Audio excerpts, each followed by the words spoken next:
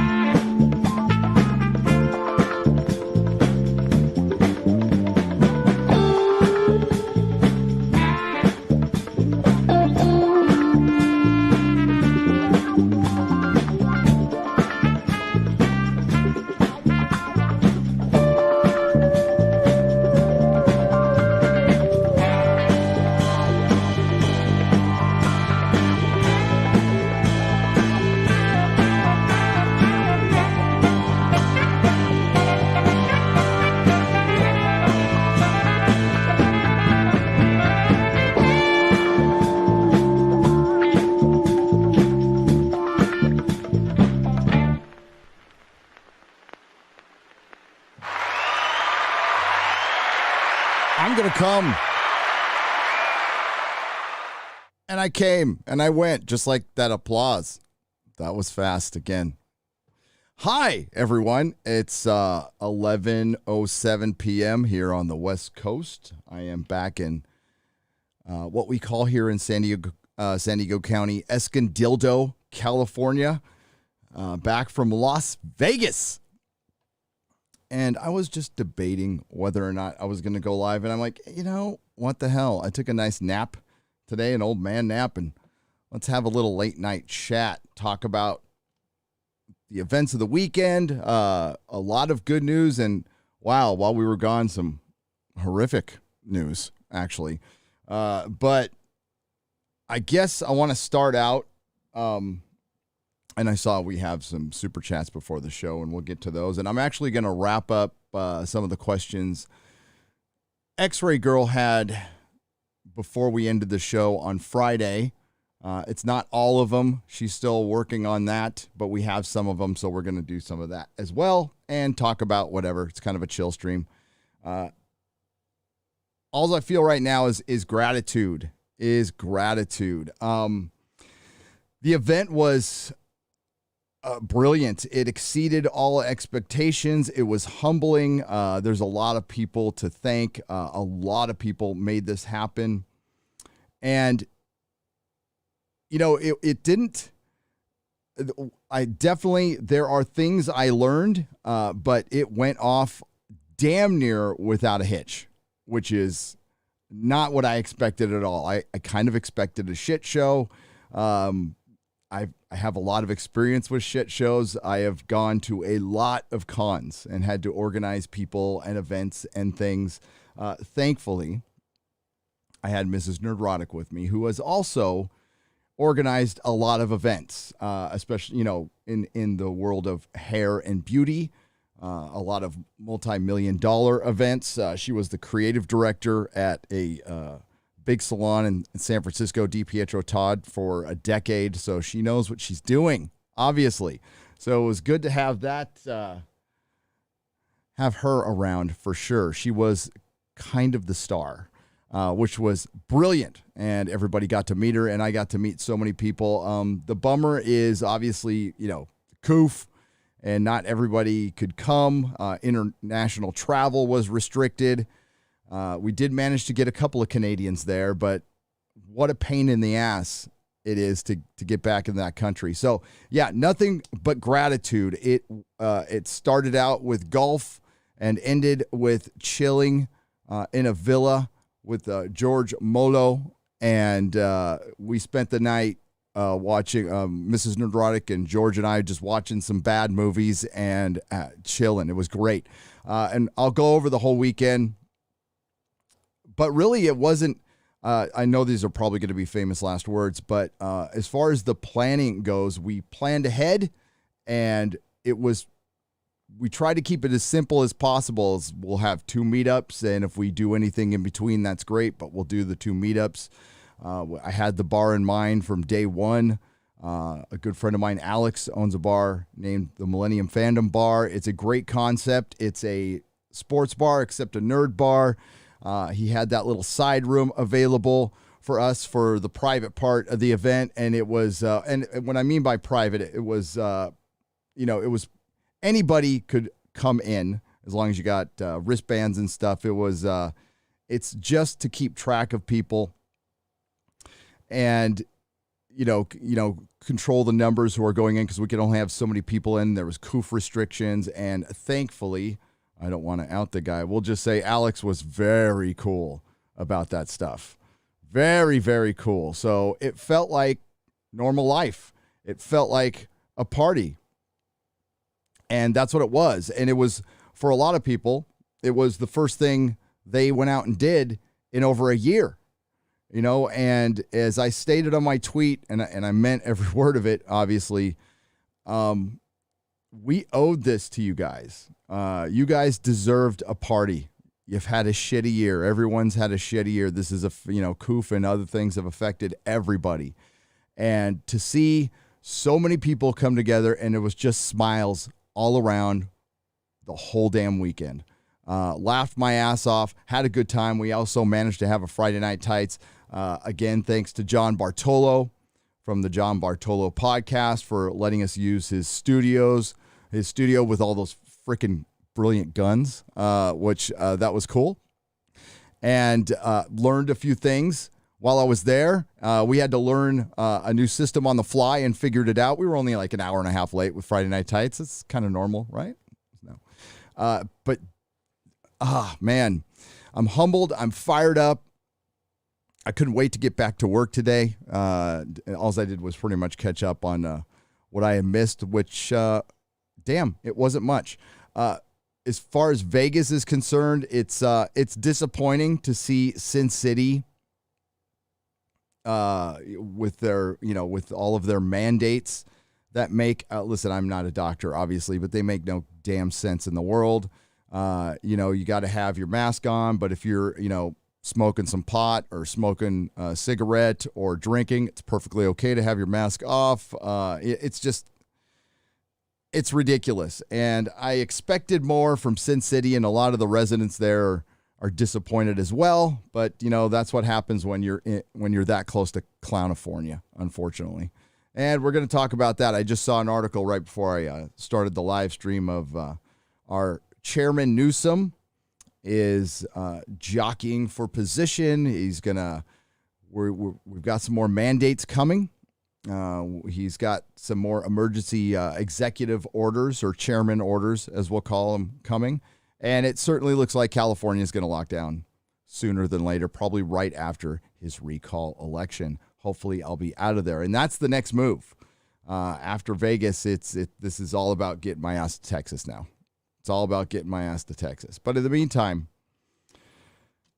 the best thing about the weekend, and obviously was meeting everybody and getting to talk and see, putting a name or a face to the name, which was brilliant. I got to meet people like, Stone Loki, who's, been around the channel forever. It was great to meet him. Culture Casino. There's too many people to name. But the one thing I heard the most over the whole night was, people being very appreciative of what I do. And it's like, no, thank you for supporting me. I am simply, what this channel is a conduit. And it didn't, listen, I just wanted to review television and film. That's all I was going to do, and talk about pop culture. Didn't think I'd be taking part in my little way in the culture war. And that's what it is. It's and this isn't a Cold War at all. And it's a fight for way more than just pop culture. And it's always been bigger than Star Wars or anything else we talk about. And the one thing I heard the most was people felt heard. There's a lot of people out there who don't feel heard by their representatives, by Hollywood, by corporations, by anyone. They feel like, I heard, God, I felt like I was alone. And that's what I said, when I first, started, getting on YouTube a lot. And it was mainly to just see what was going on with comics a few years back. And I saw, Richard from Diversity in Comics, and I found out I wasn't alone. I thought I was taking crazy pills. I thought, well, maybe, the times have passed me by. Maybe I'm just an old curmudgeon, and I'll just go by myself over in the corner and yell at clouds and tell kids to get off my lawn. But what I saw happening in the comic books a decade ago, I never thought it would get this bad. I didn't. And that's on me. That's on me. I'll take responsibility for that. I tried to speak up on some stuff, but I didn't take it that seriously. Probably should have. And as we've seen, YouTuber after YouTuber or voice after voice gets silenced on this platform, from Gavin McInnes to Alex Jones to Milo Yiannopoulos, and you don't necessarily have to like these people, but they certainly have their right to speak their opinions. Just because you don't like them, that's tough shit. That's what free speech is all about. We don't have to like it all. I don't like it all, but I'll defend it till the end. And it's the main thing is to keep my head in check at all times, to remain humble, to do my gratitude lists. And I am just a fucking idiot with a microphone. I tell myself that every day, and that's the way it's going to stay. This channel, like as far as YouTube is concerned, and not to disrespect any up and coming channels, in the grand scheme of things, I am nobody here. There's channels with, I've said this before, with millions of subscribers that I've never heard of. So there's a girl playing Minecraft to 54,000 people live out there. So listen, I try to keep it in check, but with that group of people, we don't have a number. It was somewhere between 200 and 400 people who showed up in and out through both events. The first meetup was much bigger than the second meetup. It was packed. The second meetup was still damn impressive. If you think about it, 2 years ago when we did this, and it was just on the fly, and I just, said, hey, I'm going to go to Star Trek Las Vegas. We'll meet up at the Millennium Fandom Bar. Jeremy decided to go, and I think, 30 to 50 people were there in the first one, and it was great. The other meetups I did for San Diego Comic-Con, it was, 15, 20 people showed up. That was great. We hung out in a bar, went to Disneyland. This was something else. I didn't expect that many people under these circumstances. And for everybody to be happy, everybody had a good time. They hung out for hours, and then they went out and hung out with each other in other places. That was the most important part to me. It wasn't just about me or Jeremy or Ryan or Drunk 3PO. It was about you guys meeting each other for the first time. Hell, there's been friendships made. There's been marriages. There's been, hookups, breakups, all kinds of stuff in our chat, all kinds of human stuff, which is great. But to see everybody just fucking happy was enough for me. It was a pure joy. And you know what didn't get brought up a lot was fucking Star Trek, Star Wars, Doctor Who. People were, they were sorry it was gone, but they were just happy to be in the moment and be with each other. And that's, kind of where I figured out, that's why I'm here. And that's why we're here. We're here to change this. And we can. It's going to take time. But they infiltrated our entertainment, our schools, our government.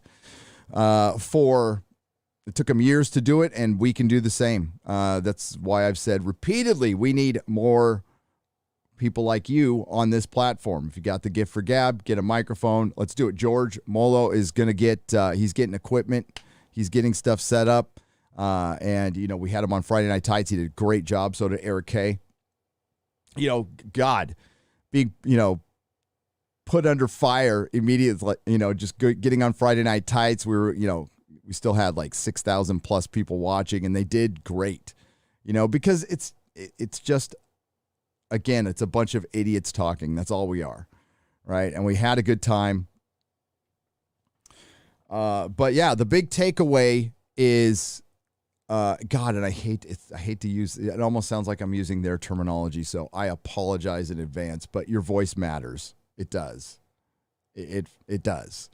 And being heard matters. And once someone feels like they're being heard, then they start feeling like they count and they're effective, and that can snowball into something real good. Now, we got to be prepared. It's going to be bad this year as far as entertainment is concerned. It's going to get much worse before it gets better, and some of our, probably most of our franchises aren't going to come back. Star Trek's gone. Doctor Who's gone. Who knows what the hell's going on with Marvel, DC. DC and Warner could take over right now. And all they would have to do is just not be political at this point. I heard Free Guy did real well. My kid wants to see that movie. And it sounds like it's just an entertaining movie. I don't know. I haven't seen it. I'm going to see it in the next couple of days. And you're going to see a lot more of that stuff succeeding. It's too bad the Suicide Squad didn't succeed. I liked it. I thought it was free of a lot of shit that, that Marvel is filled with right now. And I am as shocked as anybody that the two things I liked this year were DC and none of it was Marvel. But that's the way it is. That's the way it is. I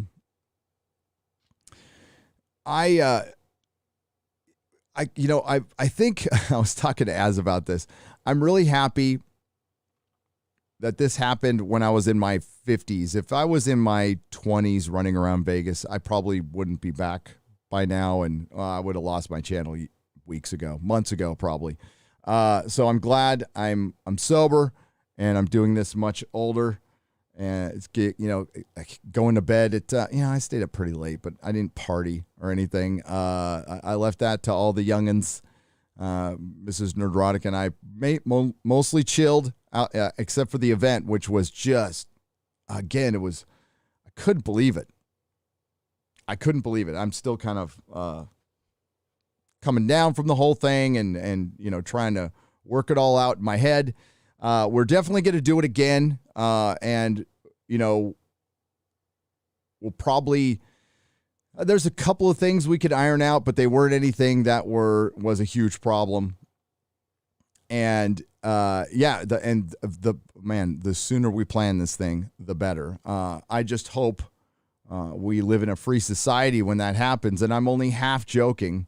We all saw what went down today, and I admit, today, I don't know what words to use to describe this. I was appalled and kind of moved at the same time. So I watched this video. Mrs. Nerdrotic showed me this video in the morning of in Afghanistan of the big freaking jet taking off and all the people on the tarmac, and guys were grabbing onto the side of the fucking plane as it took off. And I guess I didn't watch the rest, but I guess some people expired from that. And all I could think about is we have a bunch of Americans right now willingly giving up their liberty and freedom. And these guys were willing, and they died for it right there. And it shows how fucking ungrateful a lot of us are in this nation. Not going to say you guys are in the chat. I'm sure you're grateful. I'm grateful. But there's a lot of our fellow citizens who are not. And, it kind of, that's not something you see every day. But that's the kind of thing you need to see. So as we hear Arnold Schwarzenegger say, screw your freedom. Fuck you, Arnold. You were a shit governor. And I loved you as the Terminator, but stick to the adult pretending and leave the thinking to the adults, especially when you don't even know, look what you hit up. But just saying, if you're going to hit up a nanny, do it Ben Affleck style at least. Jesus. Christ, you're Arnold Schwarzenegger. So, you know what I'm waiting for? You know what the world needs right now? We need our Hollywood celebrities to gather and put on their most severe faces, their most severe adult pretender faces, and produce the most pretentious video they have ever produced to pretentious the Taliban to death. I think that might work. That's our secret weapon, Hollywood celebrities.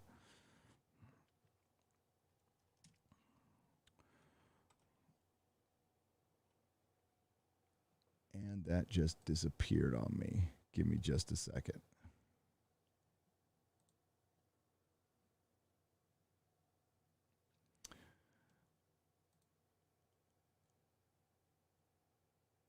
Oh, and that disappeared on me too. There we go. Sorry about that. Self-producing. Yeah, I took a nice nap today. I was gonna live stream earlier, but I was a little burnt because I'm not young anymore. The one thing I'm always impressed by is how Jeremy can herd cats. One of the things I promised myself when the channel started growing, and again, if it stops growing today, I'm good. I'm grateful. This has been a hell of a run. It's been the time of my life. This is the greatest gig I've ever had. Not going to quit anytime soon, but it's all gravy, baby. But I see Jeremy with his big Geeks and Gamers crew, and I don't know fucking how he does it. I had a staff at the Comic Outpost. I think the most staff I ever had was 5, and that was enough for me. Melissa can do this too. I am not a cat herder. I have no patience for that shit. So hat off to Jeremy, man. Hats off to Jeremy from Geeks and Gamers, my good friend. The one thing missing was Az. But his presence was everywhere. We had these little cutouts. You can probably see one. There's one here, right behind me. There it is, right there. There he is. So hopefully we'll have him there next year and more Brits. And again, you know, I personally, and I'm sure you guys think this too, I don't think the COOF is going anywhere for the rest of our lives. I think this is part of our lives, and the government is going to do what it's going to do until we decide to stop it. And, you know, there's a group here called Reopen San Diego. Now, groups start, I don't know what it's morphed into, but it started with some restaurant owners and some bookshop owners.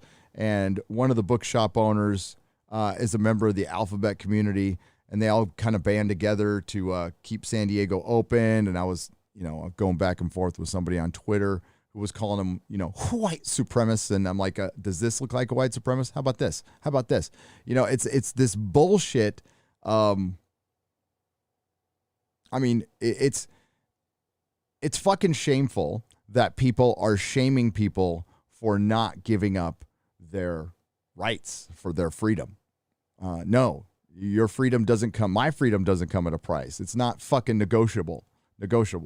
So I can't talk. It's late.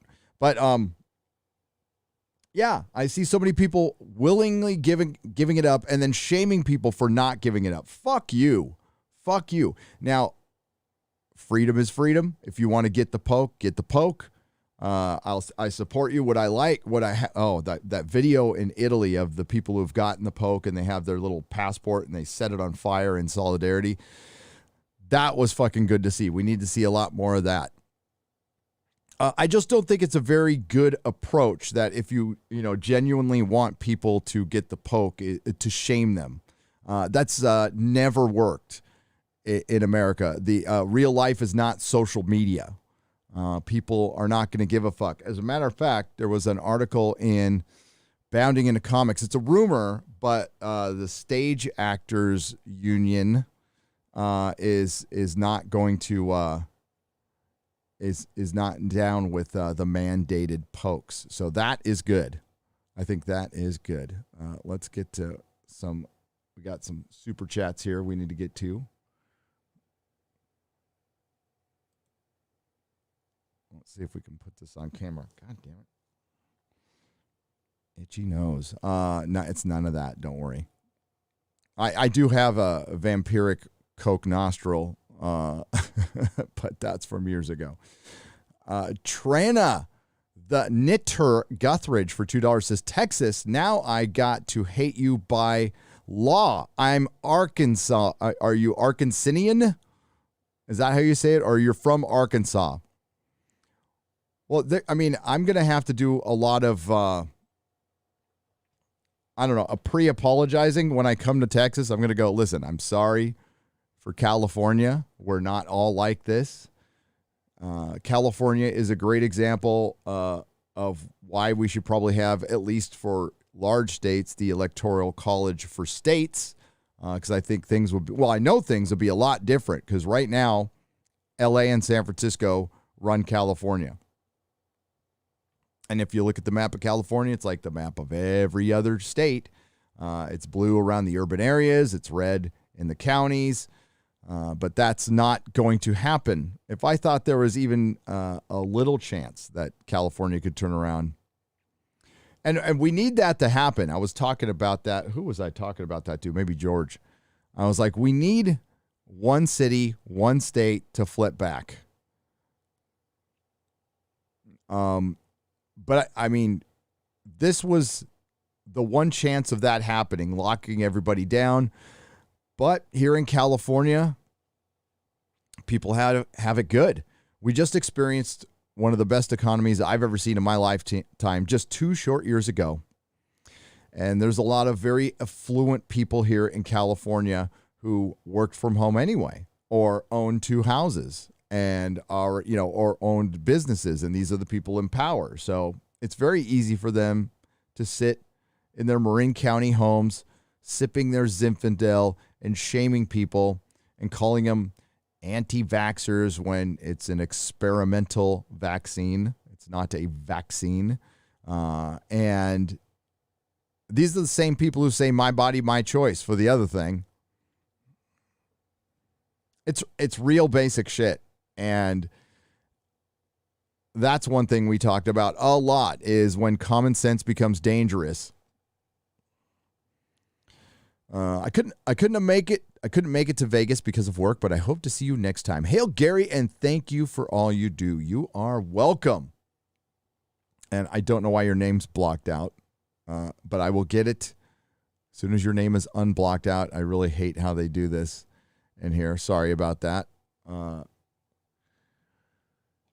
Oh my God. There is going to be a Real BBC tomorrow in about 12 hours or so on Az's channel. So tune in for that. As of 2001, OEF vet. My heart was broken today. Chris Webb. Yeah.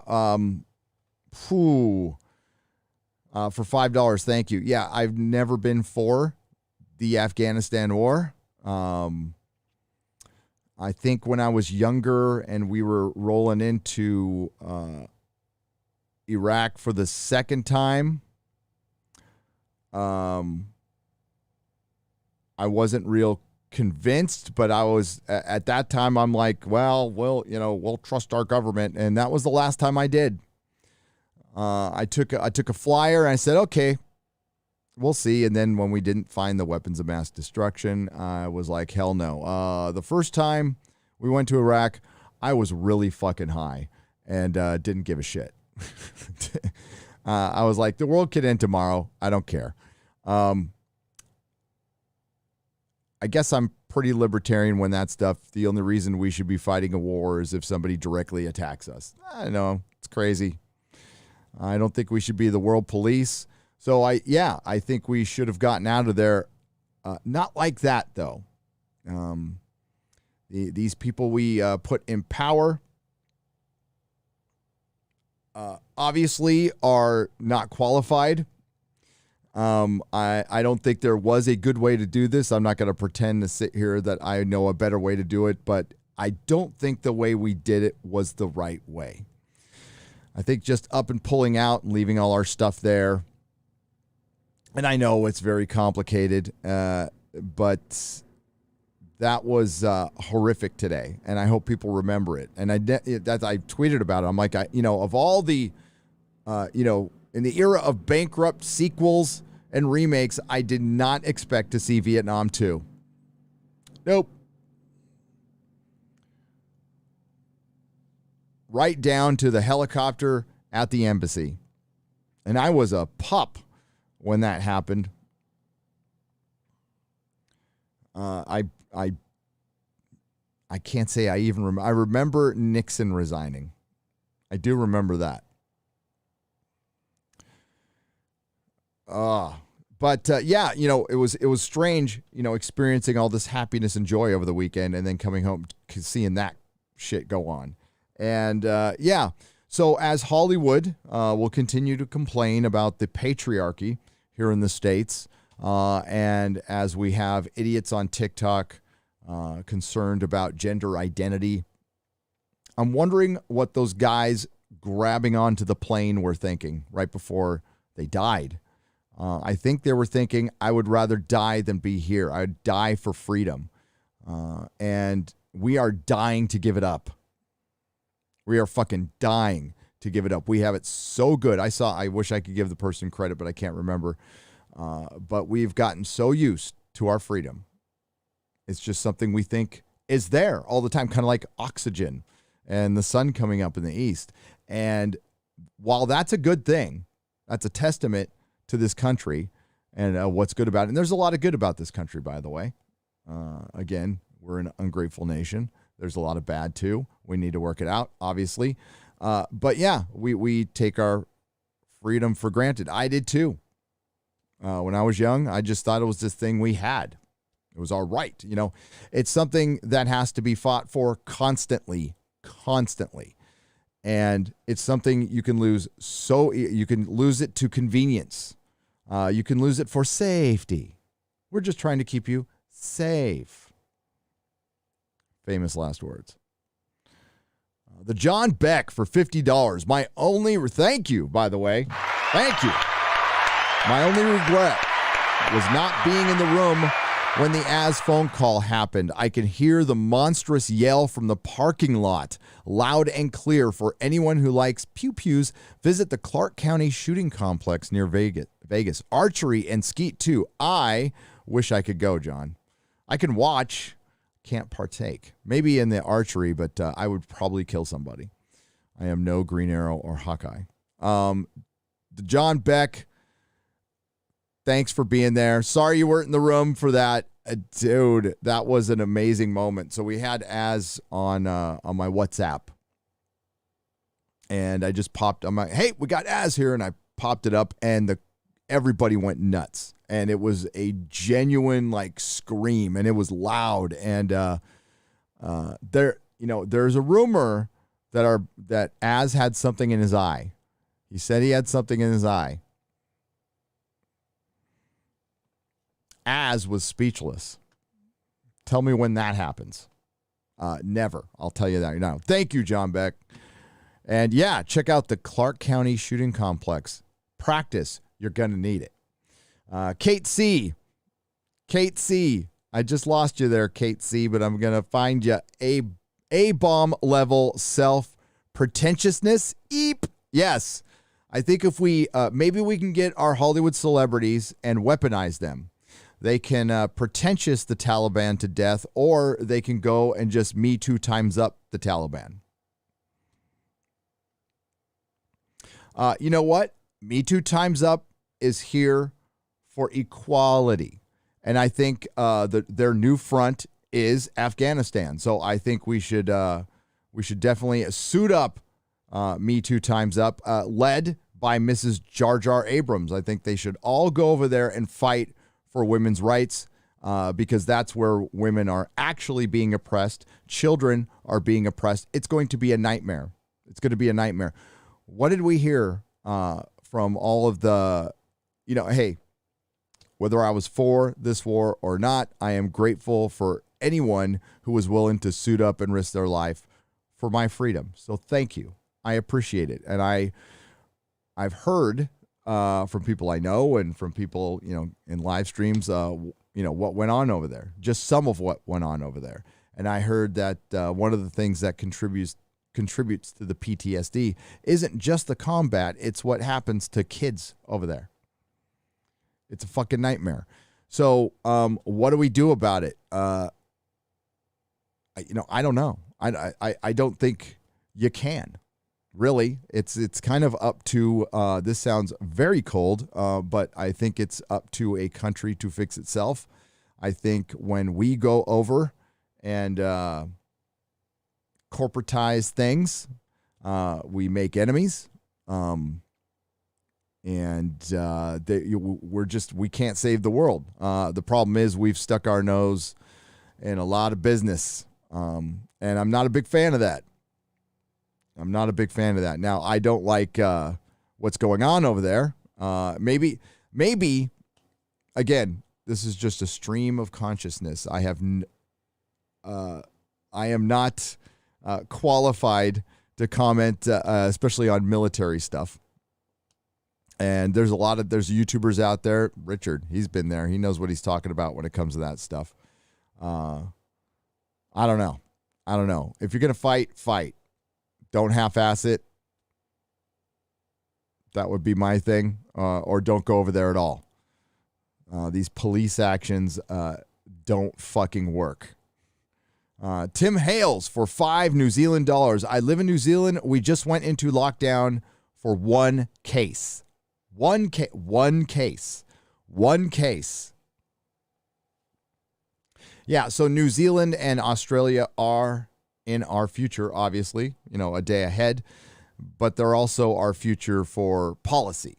So if you want to know what's going to happen this Christmas, just look to what's going on in Australia and New Zealand now, and that's where we're going to be in about 3 or 4 months. Hollywood is already preparing. And again, to double back on the Afghanistan thing, there are people who have fought over there, have been injured over there, lost friends over there. Nothing but respect. I'm sorry that happened. I'm sorry it went down this way. But 20 years, $1 trillion, and just to have nothing to show for it, and we knew this would happen. I don't know how we thought it would be any different. And I know, you always hear our hands are tied, and they're tied by asshats like career politicians. Rob Robo for $10. Loved Suicide Squad. Been twice. Going again with some friends. Good. Yeah, I've seen it twice. I saw it with my boys. The second time in the theater, I enjoyed it. It is not the greatest superhero movie ever made. It is not the best James Gunn film ever made, but we do have to consider the time it's made, and we're not going to probably see a superhero movie like that for the rest of the year. And if we do, it'll be some independent. It'll be like, it'll be a boom superhero, or maybe it'll be Berserk. It'll be, maybe they'll, do another Hellboy, but do it right. Something like that. I don't think it's going to be a Marvel and DC thing. They just announced a Superboy movie. I'm sure he's going to not be white. Cami Anime S. Thank you, Rob Robo, for $10 Australian dollars. I appreciate it. Cami Anime S for $19.99. When you check your P.O. box, sorry for all the books and anime series I sent you. Hope you appreciate it. And first super chat. Oh, I'll be gentle. Did you send the One Punch Man? Thank you. Don't apologize. I need to read this stuff. So many people have been telling me to read this stuff. I would like to read some good stories.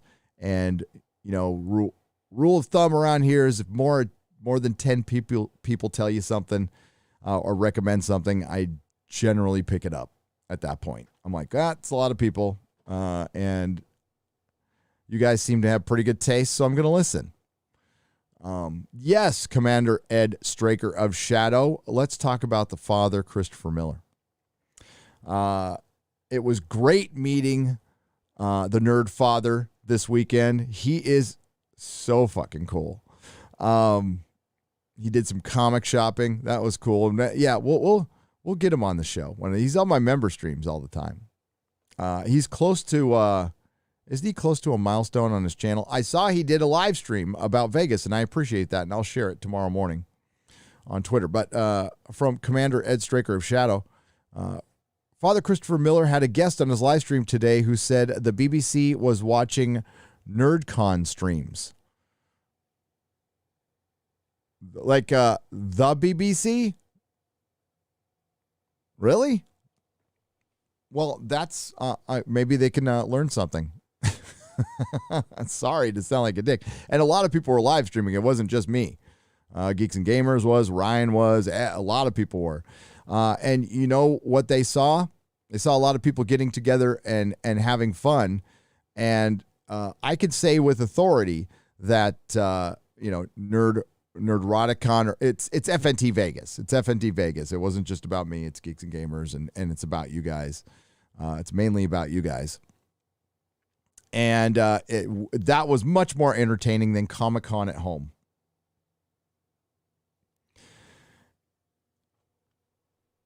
You know, it's when we planned this, I'm like, man, should we do things there? You know, we had karaoke. People, I actually sang. It was with Melissa. We sang Jackson. That's our song, by the way. Jackson by Johnny Cash, June Carter Cash. But no, we I was like, maybe I should get a stand-up comedian to go. We might do that next time, or maybe we should do a show there. But I think what we did worked. We actually planned nothing. We just said, show up. We're gonna give away our merch. Nobody was charging for anything. You weren't charged at the door, and you have my promise as far as any meetups involving me are concerned. I don't have that kind of sheer fucking hubris to charge. Okay, no fucking way. But we were giving away stuff, and because again, you guys deserved it. This was a thank you for you. This was about you, and you showed up in droves. You had a good time. And I'm just grateful. I've had a smile on my face all day, except for watching that Afghanistan shit. And Melissa had a really good time. I know George had a really good time. He was like, people were asking me for my signature. I'm like, dude, you're an author. You wrote a book. It's really fucking good.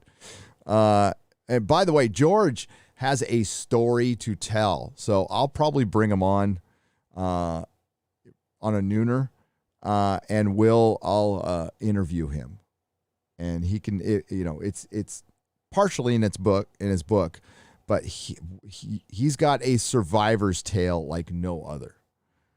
It is no joke. He was telling me about it Sunday night while we were watching bad movies, and just my fucking jaw was on the floor. I'm like, God. So to go through what George has gone through and to still be like chill, and he's able to smile, and he doesn't play himself like the victim, nothing but respect. And you know what, somebody who's been through something like that, like sometimes people really are like horrifically victimized and abused. So if there are actual issues, I mean, I'm not going to blame anybody, but I just respect George for working his way through it and doing the work. It's all part of that too. That I'll speak for myself when it comes to the stuff I went through. I could sit there and people wear it as a badge of honor these days, and that's a good way to get stuck in life, right? I did the work because there's a point where I have to move on from things. I could sit there and bitch about people victimizing me, or me being the victim of the system, and blah, blah, blah. And what's that going to get me? Nothing. Absolutely nothing. And it did. It got me nothing for a long, long time until I asked for help and found a lot of people willing to help. Cosmo Ed, welcome to the Gelogia level. I appreciate it. You will see a member stream this weekend. JD is a member. Welcome to the Proto Molecule level. JD was the name of my best friend growing up. We haven't talked in a long time. We kind of, he got married, had kids. I got married, had kids. We just kind of lost touch. Nothing bad. Still love the guy to death. He lives in Portland. Hope that's okay for him. As last I heard, I haven't talked to him in years. Rusty Red Wine, welcome to the Pro to Molecule level. And what's up, Bear Nerd Fun? Hail to you. Miss, how am I supposed, because it kind of looks like Mr. Stab Face for $10. Hail, Gary. Not feeling great. Marine vet here. Lost friends over there. Guess it was all for naught. Oh, I don't even know what to say to you, man. Just know that some of us are grateful for what you did and what you tried to do.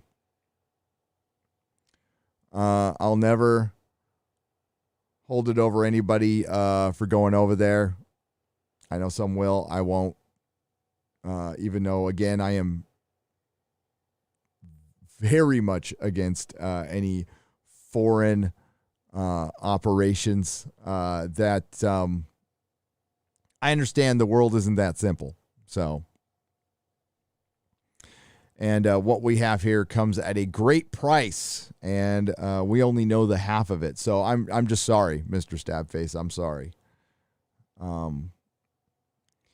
And our government should be sorry. And we should make them sorry. They left a lot of people out in the cold today. Again, Trump was the one who started getting us out, and I'm absolutely for it, and I was absolutely for. I didn't think they would just turn the faucet off and bail. You know what I mean? That's. But is there a great way to do it? Fuck if I know. Jessica Lee for $30 Australian. I hope to come to meet up hopefully next year. Looks like it was a lot of fun. I live in Australia and I'm currently trying to move for a new job, but I now need permission to do so from my government because of COVID. Jessica, that's horrible. I mean, this is what happens when you take away guns. That's just a fact. That's what happens when you take away guns. And I am sorry to hear that, Jessica. That whole like needing permission to travel in between states too is they're going to try it here. They are. I don't know. I don't think that's going to go down very well here, Jessica. So I'm sorry to hear that. Best of luck. I hope you get permission. That makes me sick. To get your new job so you can go to work and earn a living. But Jessica, you and I both know that they just want us sitting at home, making just enough money, maybe on some kind of basic income to afford Disney Plus.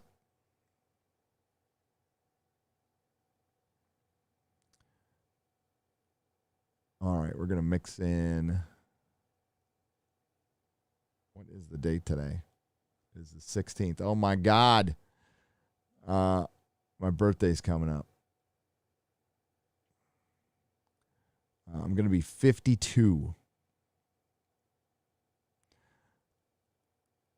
That's at the point where you don't celebrate. You just go, I made it. I made it. I ain't there yet, though. Where the heck? There's Jason Smoot. I was looking for Jason Smoot. Jason Smoot for $100. Jason, thank you, man. I appreciate it. He says, great. Now I'm drinking coffee at 1:30 in the morning. Oh, it's okay. You can fall asleep. You don't have to drink coffee this late. I'll take responsibility. Thank you, Jason, for the $100, Mr. Smoot. Great friend of the channel there. Joseph Benowitz for $4.99 says, hail to Gary. You made it home. I did. I made it home. I love driving. So driving through the desert, listening to some freaking evil music, I could do that. Well, I can't say all day. I almost did it all day today, but I can do it all day. It was good. I'm kind of a boomer, so I still have, kind of a boomer. I still have XM radio for one station, and it's not like I can't access this from my own library, but I just like listening to Ozzy's Boneyard. I'm fucking addicted to Ozzy's Boneyard. I have been for years. It's good. It's a good station, and it's the only reason I still have XM. And for those moments your phone dies out in the middle of Texas, it's nice to have. Listen to a lot of freaking Danzig today, and Ghost. I like Ghost. Ruby Boshoff for 70 Zardazes. That's South African. Says, I finally made it to a live show. Hail, Gary, from sunny South Africa. I will see you in the next meetup if it's the last thing I do. Good. I know Jeremy was talking about doing more. I'm not going to impose on any Geeks and Gamers stuff, but he and I did discuss like doing this some more. I want to do something in Florida. I want to go to Florida and do an East Coast thing. So if he's open to that, I'm willing to go. And Mrs. Nerdrotic and I would very much like to attend the Wales Comic Con. We got press passes to it last year, and then it got canceled. So we'll head to the UK. We'll get around. We're going to do something in Texas too when we move. As far as that's concerned, I think that's 2-3 months now. It's happening. I will not be in California in 2022. It's a long process. As a matter of fact, what video? Oh yeah, my most viewed video I dropped last year on my birthday, right before I went to my birthday dinner, and it was right after all the riots, and there was that article about all the Hollywood celebrities fleeing COVID. Right? They were all telling everybody to mask up and do as they're told, and then they left to other countries where they could be free, left to their villas, did that video, did very well. Then I followed it up with a California video. I was pretty nervous about that one. That's one of the very few videos I ran by somebody before I put it up. I ran it by Jeremy and talked to him a couple times. He's like, just do it, dude. I'm like, I don't know, man. It's not pop culture. It was my first non-pop culture video, and the reception was great, and I appreciate that. So now we're a year later. Yeah, I'm still here. Melissa's been doing a ton of work in that department, and it's happening now. So the house is for sale.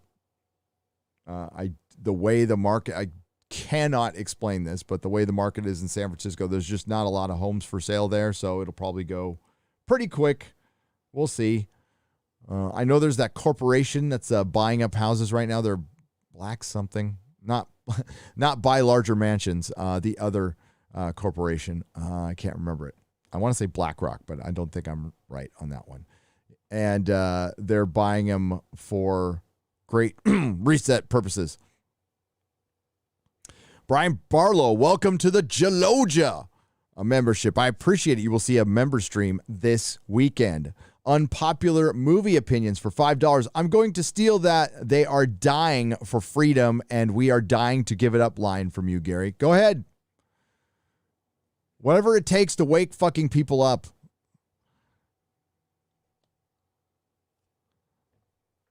That's the only thing I can think of. I was thinking, I had a great conversation with Nick Ricada last week, and we talked about liberty, and we talked about what's my experience with it and why I appreciate it. I'm not going to say I appreciate it more than anybody else, but I didn't appreciate it before. Like I said, it was just something I took for granted. It was just always there. And then, when I got in my troubles and went to prison and got out, that's what I knew what it was. That's when I first understood, people are willing to die for this. And I get it. Because I've told the story before. The day I walked out, I wish I could bottle that up and give it to people, how I felt. Because it's as close to Zen as I've ever felt. I didn't need anything material. I wasn't thinking about tomorrow or an hour from now, I was just perfectly fucking happy where I was. I got up, my first meal was a Denny's Denver omelet, best fucking thing I've ever had. My parents drove up. That's a great thing. It's like mom and dad, pick you up from school. They pick you up from Little League. My mom and dad picked me up from prison. And that was after, that was a couple of years after having to sit in a courtroom and having to watch a judge sentence me for years in prison and watch my mom and dad go through that. Not fun. But when I got out, we drove home because it was up in Folsom, so it's near Sacramento. Drove down to San Diego. Woke up the next morning. I just told my mom, I'm like, and by the way, the deal was when I got home, I had about a month to get a job. Then I had to go get my own place, and I was good with that.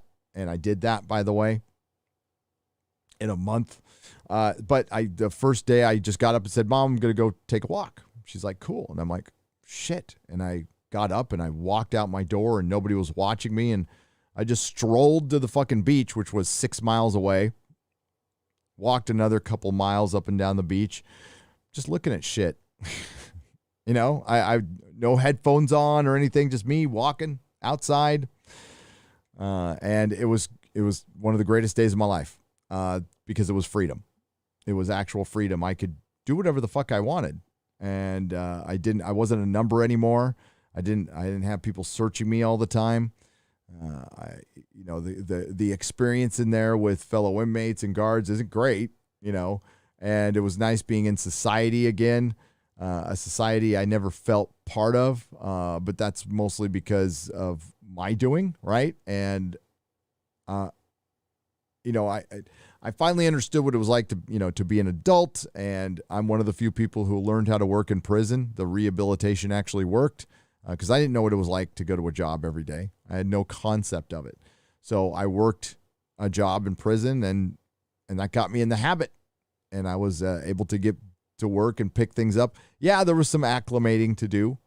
I wouldn't call it, I wouldn't disrespect any soldier and call it PTSD, but I would call it, just getting over, kind of living in terror for a couple of years straight.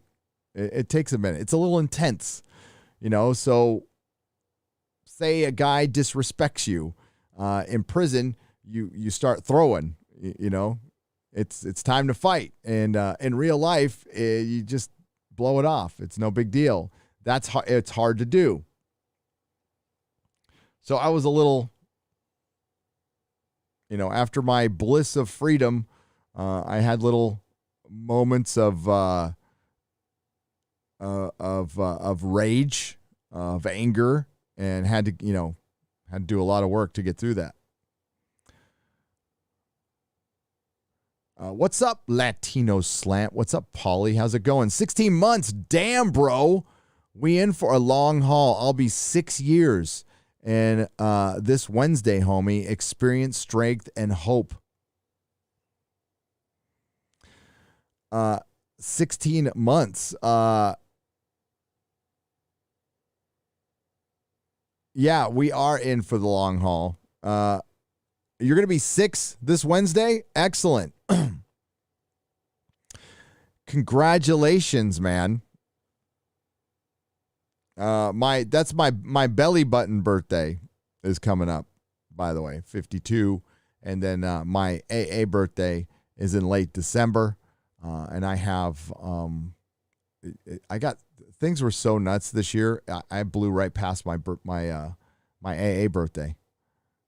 It was like 2 days later. I'm like, holy shit, I cannot believe I forgot that. So I got to make sure to celebrate it this year properly because it'll be 8 years. 8 years. But Paulie, brother in recovery, love you, man. You've been a member for 16 months. It's just clicking, bro. I'm a little slow. I cannot believe you've been a member. Yeah, it's kind of cool how they're showing that now. They got Adrian here. It shows he's got 6 months. Bear Nerd Fun, 21 months. Damn near 2 years. Holy shit. I didn't know I had memberships that long. Thanks, Paulie, and thanks to everyone who signed up. Paulie, by the way, check out the Latino Slant channel. He's also on Midnight's Edge Espanol.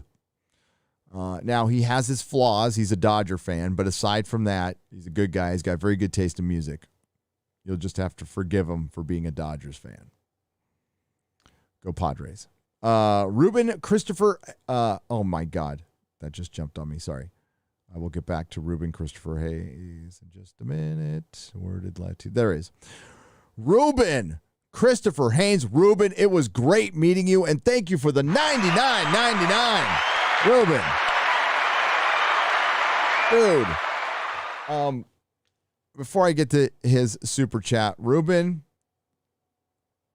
got a story as well, and for him to be there, I don't want to completely out him, but he has some pretty serious health problems, and for him to be able to like just freaking gut it out and make it to the event, he said he wasn't going to miss it for the world, and he was one of those guys who was smiling the whole time. It was great meeting you in person, Ruben. I'm so glad you made it. I hope you, safe travels. I hope everything's okay. I will just say, I do not have the COVID. I tested recently to get into the Star Trek convention. As I said on Twitter, though, I am pregnant. Hail, Gary. Yes, we are not alone. It felt like finding long-lost family, and we had a week-long party. There were so many creatives that we need to support. It's so special. I felt like the watcher, smiling and taking it all in. We will never bend the knee. And this is from somebody who's gone through a lot of adversity recently and still has more fight in him than I've seen in most people. So, hail, Ruben. Hail. You guys are so fucking inspiring. It's unbelievable, man. It was nice meeting all of the bots in our chat in real life. And it turns out they're real, and it turns out that they're just regular people. Wow. Did you know what? I know it doesn't get brought up enough in Hollywood, Ruben, but did you notice how inclusive and diverse our meetup was? We had, of course, we had Father Christopher Miller. We had a very very cute Gothic couple who had to leave, who couldn't make the Saturday meetup on time because of their religion. We'll just say they had to practice their religion, which I completely respect. So they had to wait until a certain hour of the day to show up. That was fucking cool. It was pretty inclusive. Lots of women there too. I think my entire 6.6% female audience showed up, except for Jessica in Australia. We'll say American audience. It was great seeing you, Ruben. The Uber Geek for £5. Do you all think there will be an international FNT meetup, i.e. in good old England? Yes. I think that can happen, Uber Geek. As soon as international travel is a little more sane. Now, I don't fear the coof at all. So I'll get on a plane. I'll do whatever. I just shook hands and hugged 200 to 400 people.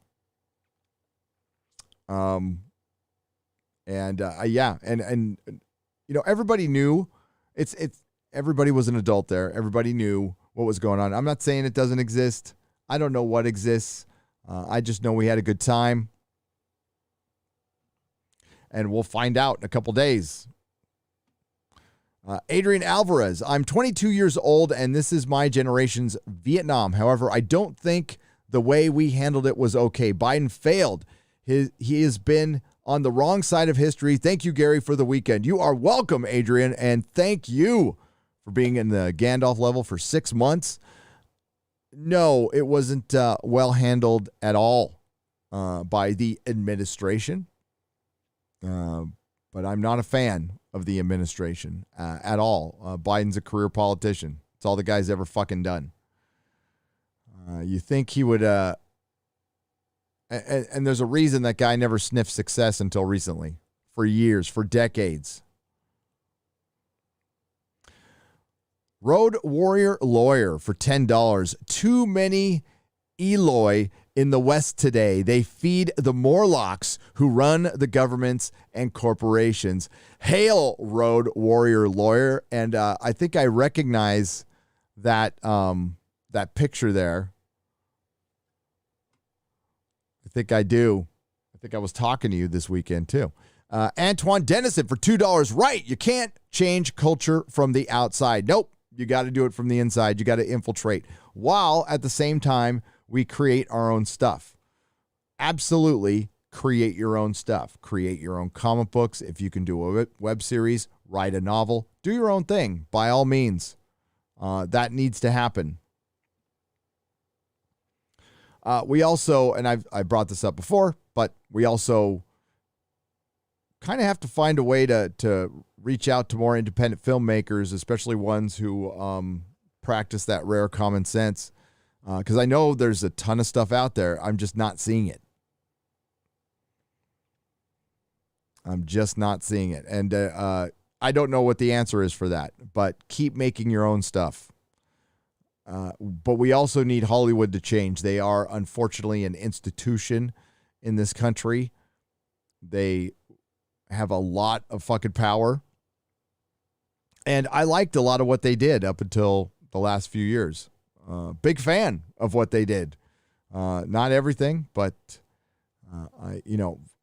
comics are a lifelong love. And it sucks to see where they are right now. I went to 2 comic shops while I was there with Quarter Black Garrett. I always try to support a local comic book shop. I think for the most part, I can't say blameless. The entire industry is to blame for what has happened to the industry. But if they're more innocent than most. And now one of the comic shops I went to was owned by the drummer from System of a Down, called Torpedo Comics. That was a good comic shop. I went to Cosmic Comics. That was a good comic shop as well. I liked them both. The prices are a little high. And I guess here's my one. I'm going to make this a general criticism for comic shops. I'm not a big fan of stuff being on display without a price. I don't think you should be displaying shit in your store that's not for sale. With a rare exception, like, the drum set, right?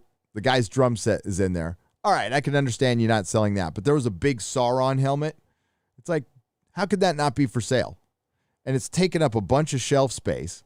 Put a price on it. Make it ridiculous. That's what I used to do. And I learned that because I had stuff on display and I got complaints like you would not believe for that. So I finally went, you know what? You're right. It's not cool to put stuff on the floor that's not for sale, because I went to the 2 comic shops and the 2 things I wanted weren't for sale. Now, I could have said no on the price, but they just weren't for sale.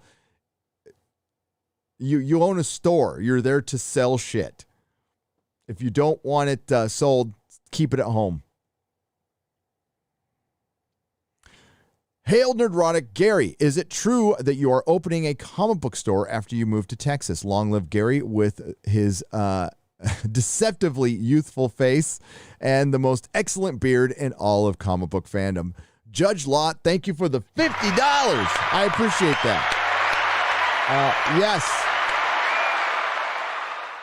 Yes, that is going to happen down the road. We got to see how things go. This gig is full-time. It takes all the time. That's why, again, my hat's off to anybody who's trying to create a comic book and keep a channel going. That is difficult. I can't imagine. I don't know how you do it. But yes, there will be a store. There will be a store. There will be a studio. There will be a studio. And I will keep you guys up to date on that. I mean, at first, I don't know how long I could be in that store. I'm gonna have to hire some people, obviously, to keep it going. But yes, that's gonna happen. It will not be selling any new comic books, though. No new stuff, just old stuff. I will entertain selling manga, though. I will. Road Warrior Lawyer for $5. Comics Matter, your boy, had a good take on the situation in a recent video worth watching. Oh, on Afghanistan? Yes, he did. I read what he wrote in his comment section, too. I completely agree with that. Grant, thank you for the $5. Grant. I read that one already. Thanks, Grant. Commander Ed Straker of Shadow. Honestly, I think your Nerdrotic Con had more genuine positive energy and excitement than the planned rap fake Star Trek Con, which streams were wet farts. Oh, I'm glad you brought that up. Thank you, Commander Ed Straker of Shadow. But I wouldn't want to, well, yeah, you did call it the fake Star Trek Con. It was not a Star Trek Con. I got there, I went there Saturday, and Creation Con, who was owned by a complete fucking asshole, I'll get the guy's name. I would like to, I don't want to generally call him an asshole. I want to specifically call him a fucking asshole. So I get to Star Trek, and it's not called Star Trek. They lost the Star Trek license. And the reason they lost it is hilarious. Absolutely fucking hilarious.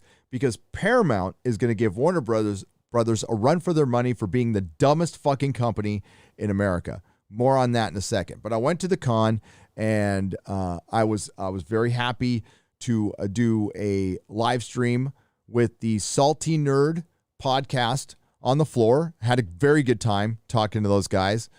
And please give them a sub. I think they were close to 2,000 or just past 2,000. Congratulations. And while we're doing our live stream, this guy runs up on us and threatens to kick him out because we weren't wearing masks. But now the rule was if you had a bottle of water, you could have your mask down if you're sipping your water. But then they changed the rules. Now, whatever, the county was coming down on them. You know what? There's a way you talk to people, and there's a way you don't talk to people. And you don't walk up to them like you're a fucking Gestapo and yell at them that you're going to kick them out when they gave you fucking money, asshole. You know, the guys you were just talking to, they were your fucking customers. And that's the entitlement that fucking Hollywood has, that all the creatives have right now. And it's maybe, because they don't think they're in the customer service. You're always in the fucking customer service business. If you're selling, especially if you're selling yourself, selling your wares, you're always in the customer service business. Fucking asshat. So, yeah, it was the owner of the con, and then another security guy had to come back and apologize for him, which the Salty Nerd podcast deserved at that point. I would avoid a creation con like the plague. For one, I think they're a fucking rip. They're too expensive. The only thing good there was the booths selling stuff, and there wasn't much there, but the people who were there were perfectly nice. There was a guy making Star Trek props. Those things were fucking badass. And it's only because I'm moving that I didn't buy a bunch. But Mrs. Nerdrotic met Avasarala from The Expanse. She was fucking cool. But you had to take pictures with people with their masks on, and they were charging $40. It's like, nah. So the other thing that happened is I tried to find Alec Peters, and I couldn't. He wasn't around. I was walking around with a I Stand With Vic shirt. I only got one semi-dirty look. Everyone else kind of smirked when you can see it because you couldn't.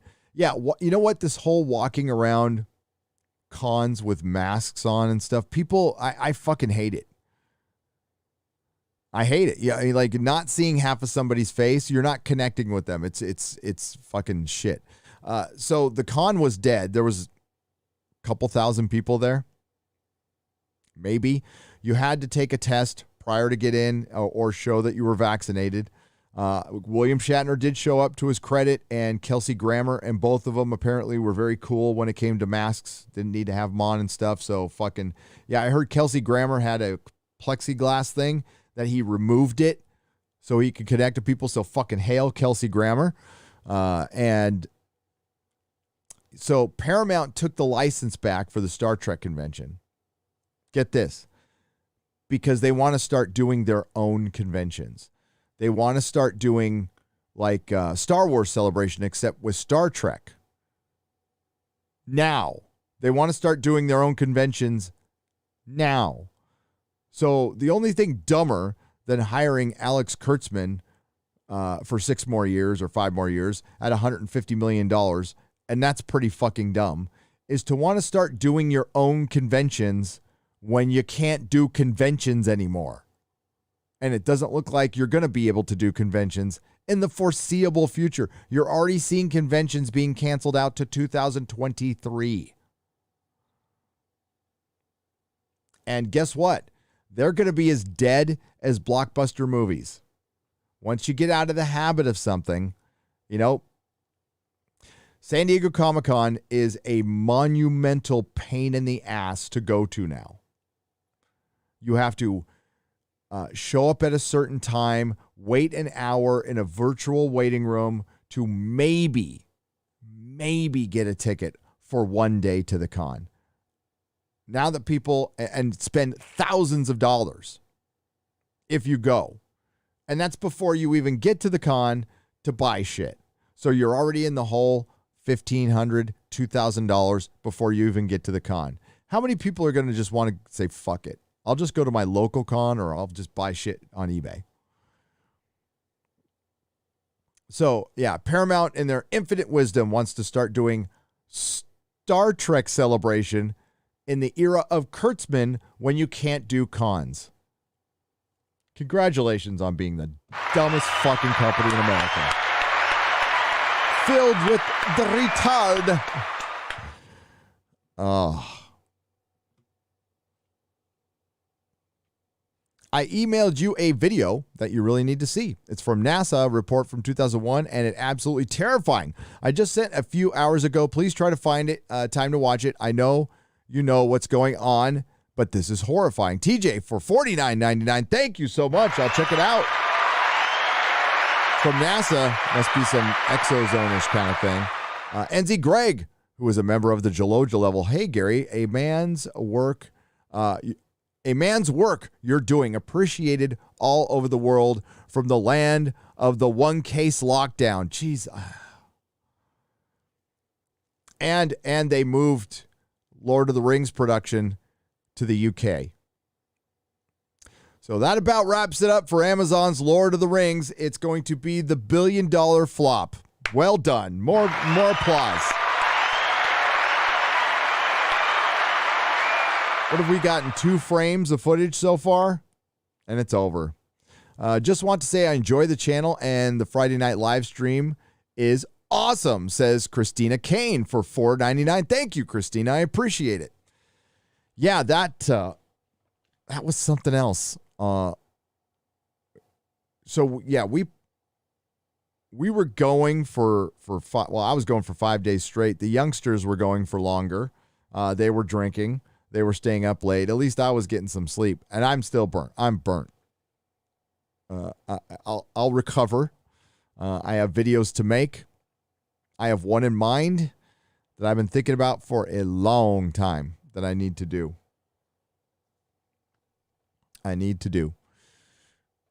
Peter Davison for $20 Australian. Hail, Gary. Management of my housing units has ordered me into silence for criticism about the cough. Your apartment management? I have 2 words you could tell them. Fuck and off. What the hell is going on in Australia and Canada? What is... Guys.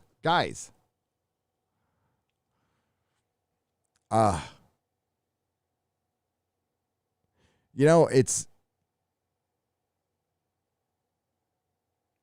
pretty clear they're not going to stop until we stop them. And what's the answer? The answer is going to be a civil disobedience. Supposedly, it's still a right in this country, but I'm not so sure.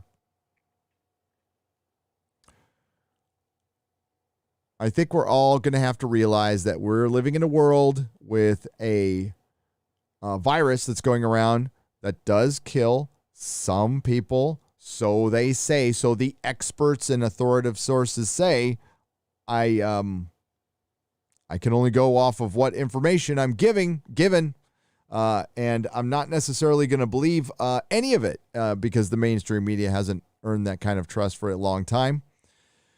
So believe what you see, not what you hear, and your freedom is not negotiable. Sorry to hear that, Peter. Rusty Redwine for $5. Hey, Gary, awesome and inspiring meeting you guys over the weekend. It was great meeting you too, and it was inspiring. You guys inspired me, and I can speak for everyone else. They felt the same way. It was brilliant doing a Friday Night Tights where I can see some of the guys. I don't know how it played out to you guys, but that was cool. I want to do that again. Okay, now I'm going to read some stuff from that Friday night stream. Barvello26 for $10 says, Hail Friday Night Tights. I'm happy to see FNT and the community fellowship together in person. Thanks for fighting the good fight. You are most welcome.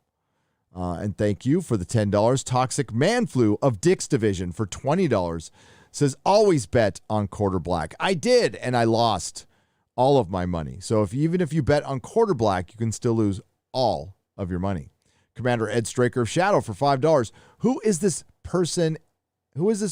And what did you do with Ryan Kibbles and Bits?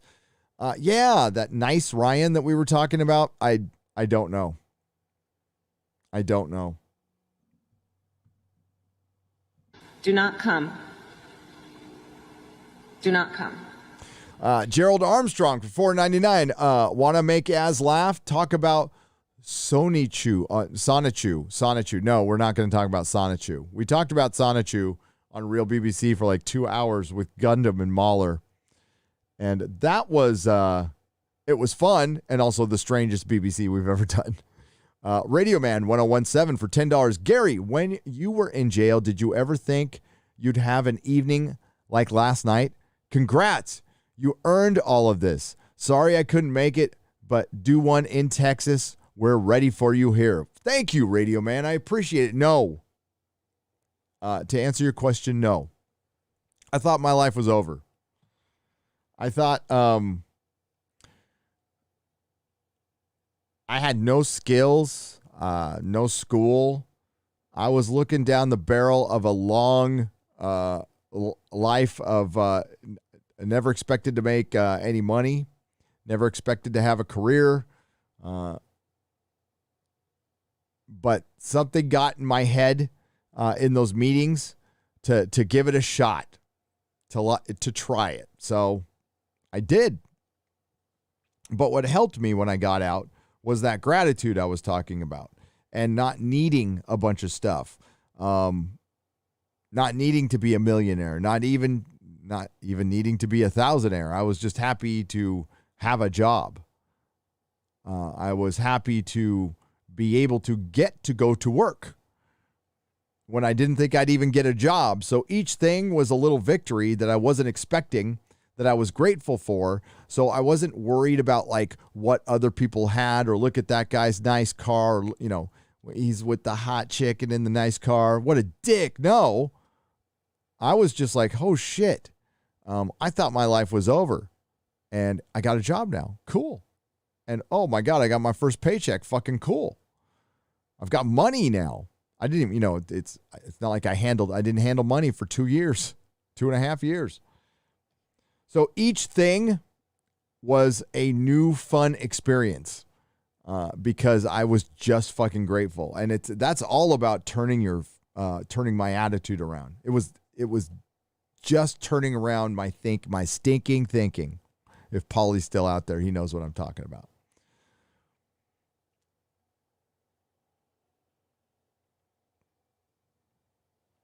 So not for a minute did I expect any of this. And when I started the podcast, it was just a fun hobby that I never expected to go anywhere. Felipe Abrigo for 2,500 Chilean pesos. This is awesomeness as voice. Keep enjoying, guys. We had a great time. Thank you, Felipe. Great Cthulhu for 10 euros. Hail and Fatan? What's Fatan? My favorite mortal ones. That must be some lore that I don't know. Question. You guys think it's smart to put Ryan's temper and a bunch of full auto ordnance in the same room? Just saying. Will we see a Nevada standoff? No. I didn't think about that, but we probably should have. No. Ryan is in control.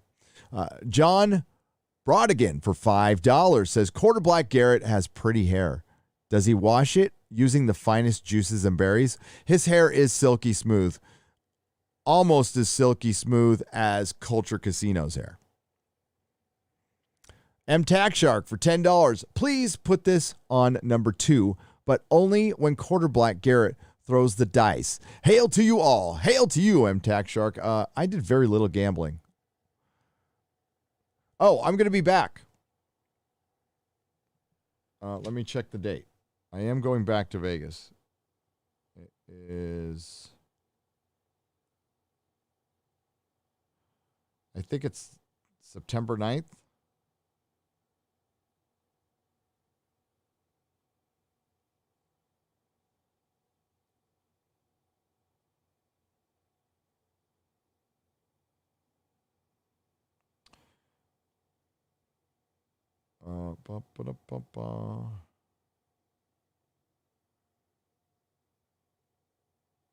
September 10th. Okay, so the comedians of Compound Media are going to Las Vegas. And let me tell you who's going to be there. It's going to be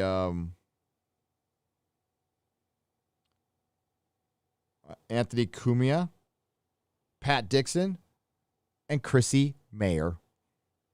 That's right. So I'm going to go to that show September 10th, which is a month away. A month away. It's a Friday. I wonder if they have a Saturday show too. Hang on, let me see. September 10th. So yeah, so I'm going to go to the Saturday show on 9/11. So I'll be at the Saturday show on the 11th. Yeah, so if anybody is in Vegas, go check out the Compound Media crew. I'm gonna. Bear Business One for $20. Hail Quarter Black, working on the cameras. Slightly better than Boomer Wizard Gary. He must have gotten a little practice on that side job selling mugs. Hail all. Yes, he does. Yeah, Garrett did a great job. Really good job. SJ Shady 0169 for $5. Hashtag cancel Jeremy for wearing a hoodie in Las Vegas during the peak of summer. Yeah, that's Jeremy. Jeremy, at least he wasn't wearing his ripped jeans, okay? Turk Longwell for $5. Order of progression. Crowder to Quarter Black to Nerdrotic to FNT. I'm glad to be here with you all. The spines in you all are made of vibranium. Go America. Go fucking America. It's not the best timeline for America right now, but the one thing that this weekend showed me is there's still a ton of common sense out there, and there's a lot of good people out there, and it's worth doing what we're doing. And if shit starts getting locked down, which I imagine it will, I'm not going to be quiet about it. That'll be risky. That'll be a risky venture, and I'm willing to take it.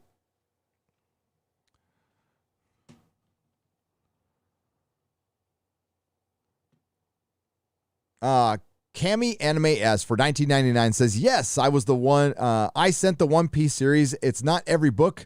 It's the book separated by volumes of 3 each book. I sent you, and after 15, I'm just sending one by one. And the anime series I'm sending you is My Hero Academia season 1 through 3. I will watch it, and don't apologize. Thank you.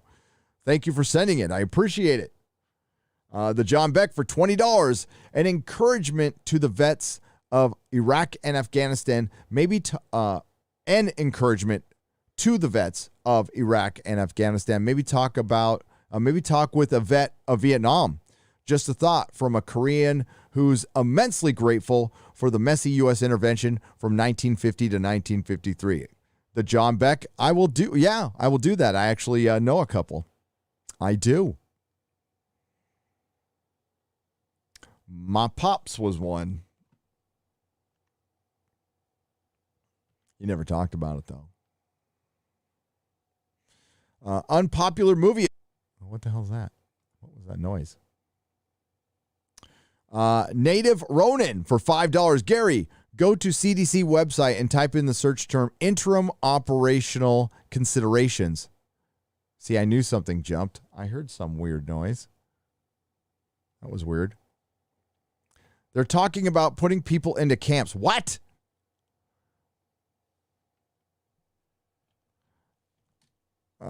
Give me a second and I'll pop that up. Just a moment. Let's double check this. Okay, you said CDC website?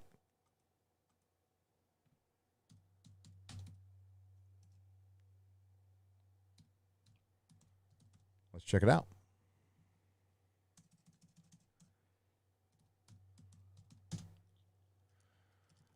Oh, you guys need to see yourselves in the chat. There we go. All right, cdc.gov.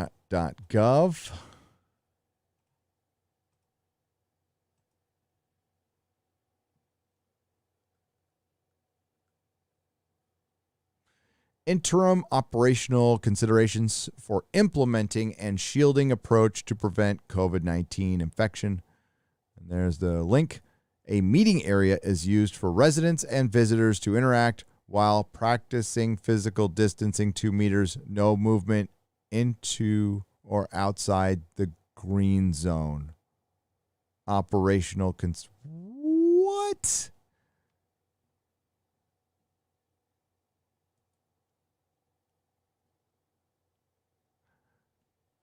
Interim operational consideration. Hang on.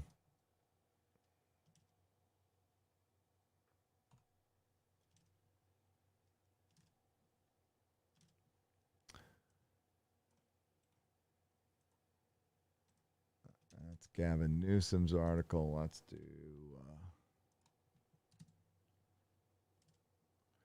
Can you see that? Yes. Okay. Interim operational considerations for implementing the shielding approach to prevent COVID-19 infections in humanitarian settings. This was updated July 26, 2020. So it's old. This document presents considerations from the perspective of the U.S. Centers of Disease Control for implementing the shielding approach in humanitarian settings as outlined in guidance documents focused on camps, displaced population, and low-resource settings. This approach has never been documented and has raised questions and concerns among humanitarian partners who support response activities in these settings. The purpose of this document is to highlight potential implementation challenges of the shielding approach from CDC's perspective and guide thinking around the implementing in the absence of empirical data. Considerations are based on current evidence known about the transmission and severity of the coronavirus and may need to be revised as more information becomes available. Please check the CDC website periodically for updates.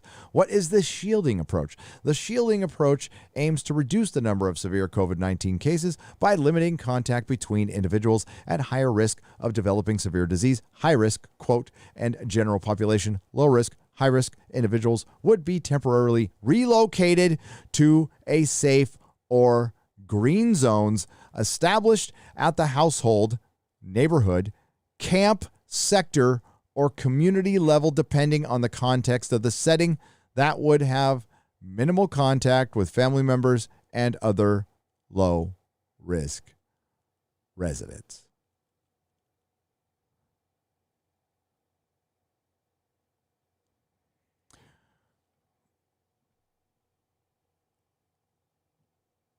Imagine being Alex Jones. Alex Jones, run off of YouTube, called crazy. I'm not saying he's the most sane individual in the world. I fucking love him.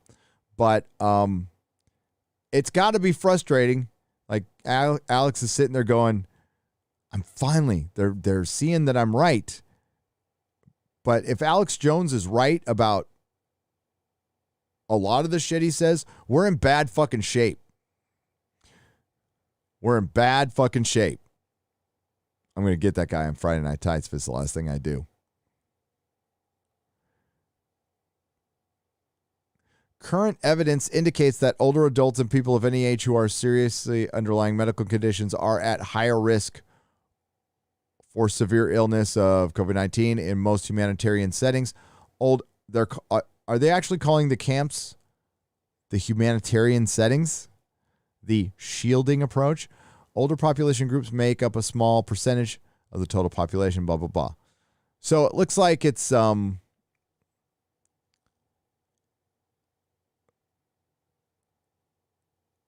okay, so they have summary of the shielding approach. Level, household, a specific room area designed for high-risk individuals who are physically isolated from other HH members. Movement interactions, low risk, should not enter the green zone. If entry is necessary, it should be done only by healthy individuals, blah, blah, blah. Neighborhood level. Camp sector, a group of shelters such as schools, community buildings within a camp sector, maximum 50 high-risk individuals per single green zone, where high-risk individuals are physically isolated together. One entry point is used for exchange of food, supplies, etc. A meeting area is used for residents to visit and visitors to interact while practicing physical distancing, 2 meters, no movement into outside the green zone. Holy shit. Yeah, they're that's real. It's there. That's the CDC website, folks. That is the CDC website. Some of y'all probably knew about this. Yeah.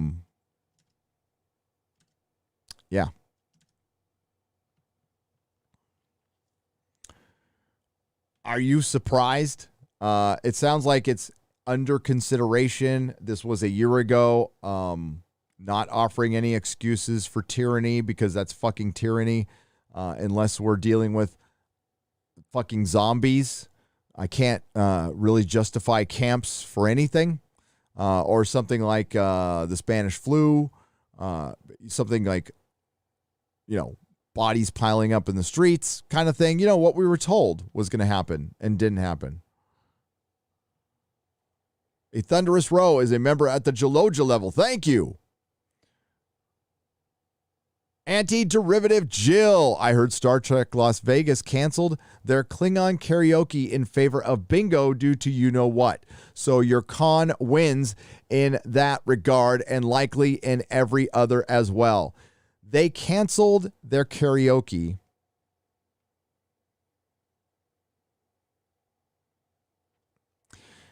The con, a bunch of people ended up going to the con or our meetup from the con on Saturday.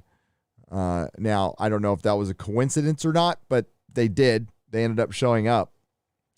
But there wasn't it looked like I was there on a Saturday, and it looked like Sunday about an hour before you shut a con down. There was just nobody there. The poor guy, I shopped at his booth. I didn't get a chance to go back, was offering freaking crazy deals. And I'm like, I just don't have enough space, dude. I just don't. Found Hope, $5 Australian. Hi from Sydney, Australia. Still have a job, but thanks to the lockdown rules in my area, I could only go to my local shop for food. I live alone. I'm losing it. Holy shit. And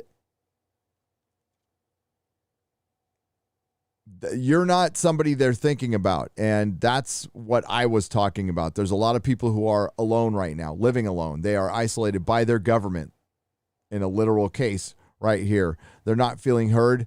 Yeah, I can understand why you're losing it. I'm sorry.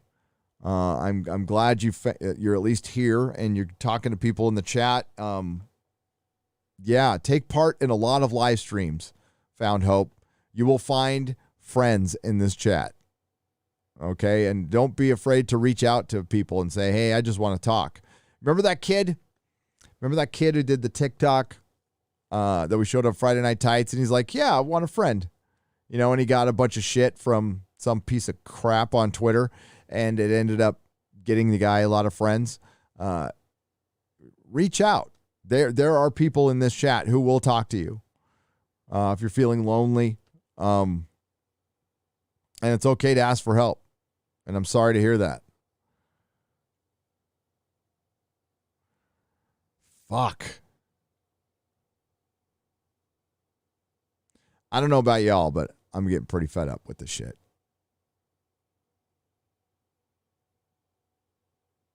Fed up enough to risk a lot. Fuck. But found hope. I'm glad you found us. I am truly sorry. And what a nightmare for you guys. I mean, like, there are people. I just heard Script Doctor. He was on Comics live stream. Hail Script Doctor, by the way. He's like, yeah, we got an election in a few months, and I'm hoping that we at least get enough opposition to give us hope. If not, then I got to fucking go. I got to leave.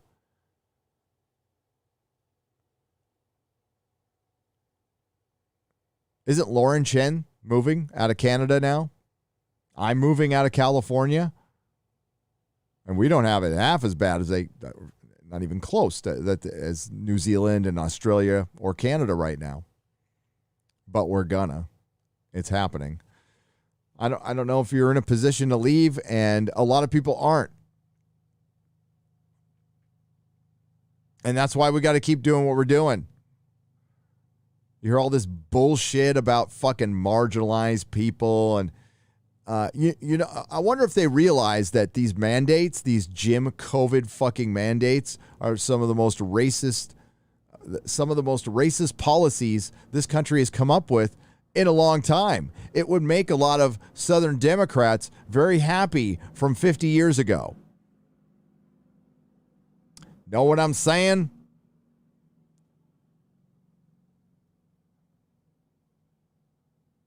You got assholes shaming people like this.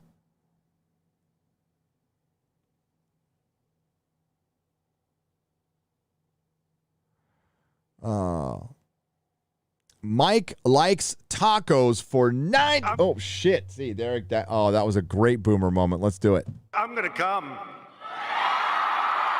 There is some cheering there for $99.99. Hi from Sydney, Australia. Still have a. Oh, sorry. Hail. Thank you, Friday Night Tights Vegas. Driving back to California from Vegas, pulled over just to say thank you. Thank you to all the vets and your families. I repeat that. I can't repay, but I can do my part to bring a forgotten word. Honor. Honor. History repeats. We do not honor their sacrifice if we do not learn. Oh, my God. That was awesome.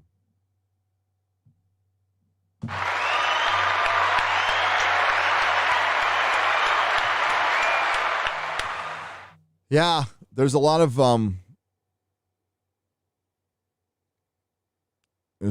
disillusioned vets right now, and they have every right to feel that way. A demoralized military. That's fucking great. And those generals, well, they don't make them like fucking Patton or Eisenhower anymore. Now we got General bags under his eyes. Wanting to know more about white rage. Why don't you look more into fucking mixing in a salad and looking like you're not, bedding up with fucking hookers all night. That's our fucking general. What a disgrace. What a fucking disgrace. The whole thing's a disgrace.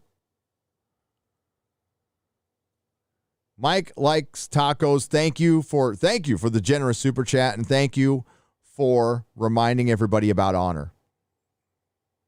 Something this administration does not have, never had. Larry.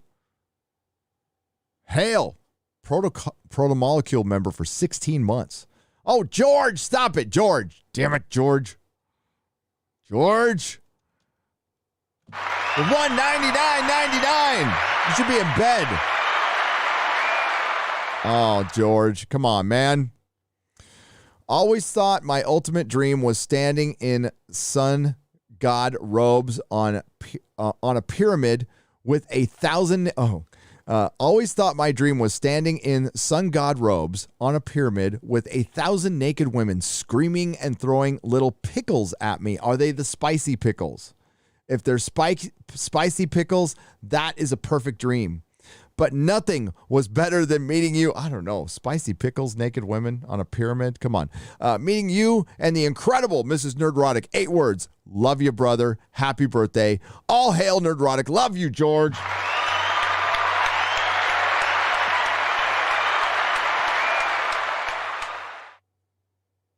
Is that really a dream you have?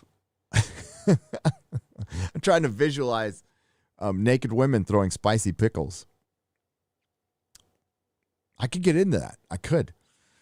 Love you, man. George, again, George, I don't want to out him too much, but like he really helped this event come together. I want to talk to him before I say how much he did. I would like to get his permission first. But he was instrumental in this thing going down, right? Okay. So a handful of people were very instrumental, and a lot of other people helped a lot, and none of these people had to, right? So Mrs. Nerdrotic, I came up with the idea. I said, hey, I want to do it at the Millennium Fandom Bar. She hooked it up. She's the one who hooked up the drink tickets, wristbands, and lanyards. And the reason, the only reason we did wristbands and lanyards in the private, so the meetup was open to all. The bar is open to absolutely everybody, right? And then we had a little room that we rented out. And that was to make sure that all of the audience members and fans got in. That was for you guys. This was a Friday Night Tights event for you guys. And it was done to assure that there wasn't any problems. And there wasn't. That's the great thing, is there really wasn't. And hearing people like chanting, fucking geeks and gamers chanting Mrs. Nerdrotic, for some reason they chanted my name. That was, I don't know how to deal with that stuff. I'm grateful for it, but it's just like, I am an idiot with a microphone. Screaming for Az. George was signing copies of his book. And Drunk 3PO was fucking Drunk 3PO. And it was a blast. But the people who were instrumental were Mrs. Nerdrotic and George, and John Bartolo, Eric K. Eric K was like our crew, helped set things up, got the little details done, helped out, assisted Mrs. Nerdrotic, was picking up like Nick Weiser, and I think it was Nick. It was one of those, or Culture Casino, picking up people from the airport, bringing them there. It was fucking great. So those guys, and X-Ray Girl did a great job as well. She got the Az cutouts done. I know Krista Nova and Tugs were helping out a lot. Steph, My Nerdy Home, was helping out a lot. So appreciate all of the Geeks and Gamers crew. Jeremy was instrumental, of course. So was Ryan. They all helped, and we got this thing together, and it was an absolute pleasure. It was our honor. And I can't wait to do it again next year. Galaxy Express Media, 11 months at the Gandalf level, almost a year's membership. Hell yeah, man. Thank you. I appreciate that. Time flies. Hail, enjoyed all of the live streams from Vegas. Was able to send you a link for my new channel. Been sick, so hopefully the email made sense. Still working on getting it set up. We'll have the first video out soon. Gragnock, congratulations. Thank you for the $25. And when you have that video out, let me know. And I strongly encourage people to get on this platform, Odyssey, go wherever you need to go, and infiltrate it with common sense. We met a lot of lurkers at the meetups, people who don't, that's actually the vast majority of the audience are the people who don't take part in the chats or whatever, which is completely okay. But we don't bite in here. You can come in, talk to people. It's cool. And thank you for joining up as a member as well. Apple Emmy's Minion with Truck Dog. And I got to meet Truck Dog and Apple Emmy's Minion. She's a truck driver.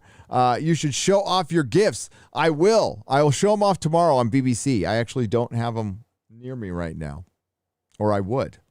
So I will show those off tomorrow. And thank you. She gave me, I'll just save it for tomorrow, 2 amazing things. Brilliant things. I do have one thing within reach. I hope he put his name on.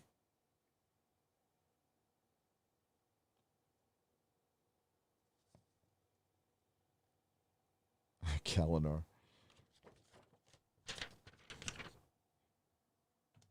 I forgot I still had that stupid CDC thing up. He drew this for me that night. So this is the artist Comics and I were talking about who came by.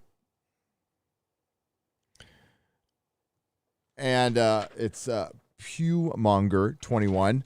And yeah, this guy had a great sketchbook. And we strongly encouraged him to get a comic going because he's really good. He was really good. So thanks again for drawing that. And Apple Emmy's Minion, thank you for the kind gifts. And it was a pleasure meeting Truck Dog, who was a hit at the show. Grant Kelbrick, 8 months of membership, said, I wanted to start up my own channel. On one of your members' streams, seeing the fellowship over the last few days sold it to me. Good. Start it. To quote, I can't wait to see it, man. I'm guessing you'll talk a lot about Star Trek, which is good. Monopoly Loser 2 has been a member for 8 months. To quote Young Ripa, Joe Biden sucks. Hail Gary. Yep, he does. Just another shitty fucking lifelong politician. Vanilla Gorilla for £5 says Kabul is Saigon MK2, but this time the U.S. has Brezhnev in charge. Yes. Well, a senile Brezhnev. Larry, thank you for the $2. I appreciate it.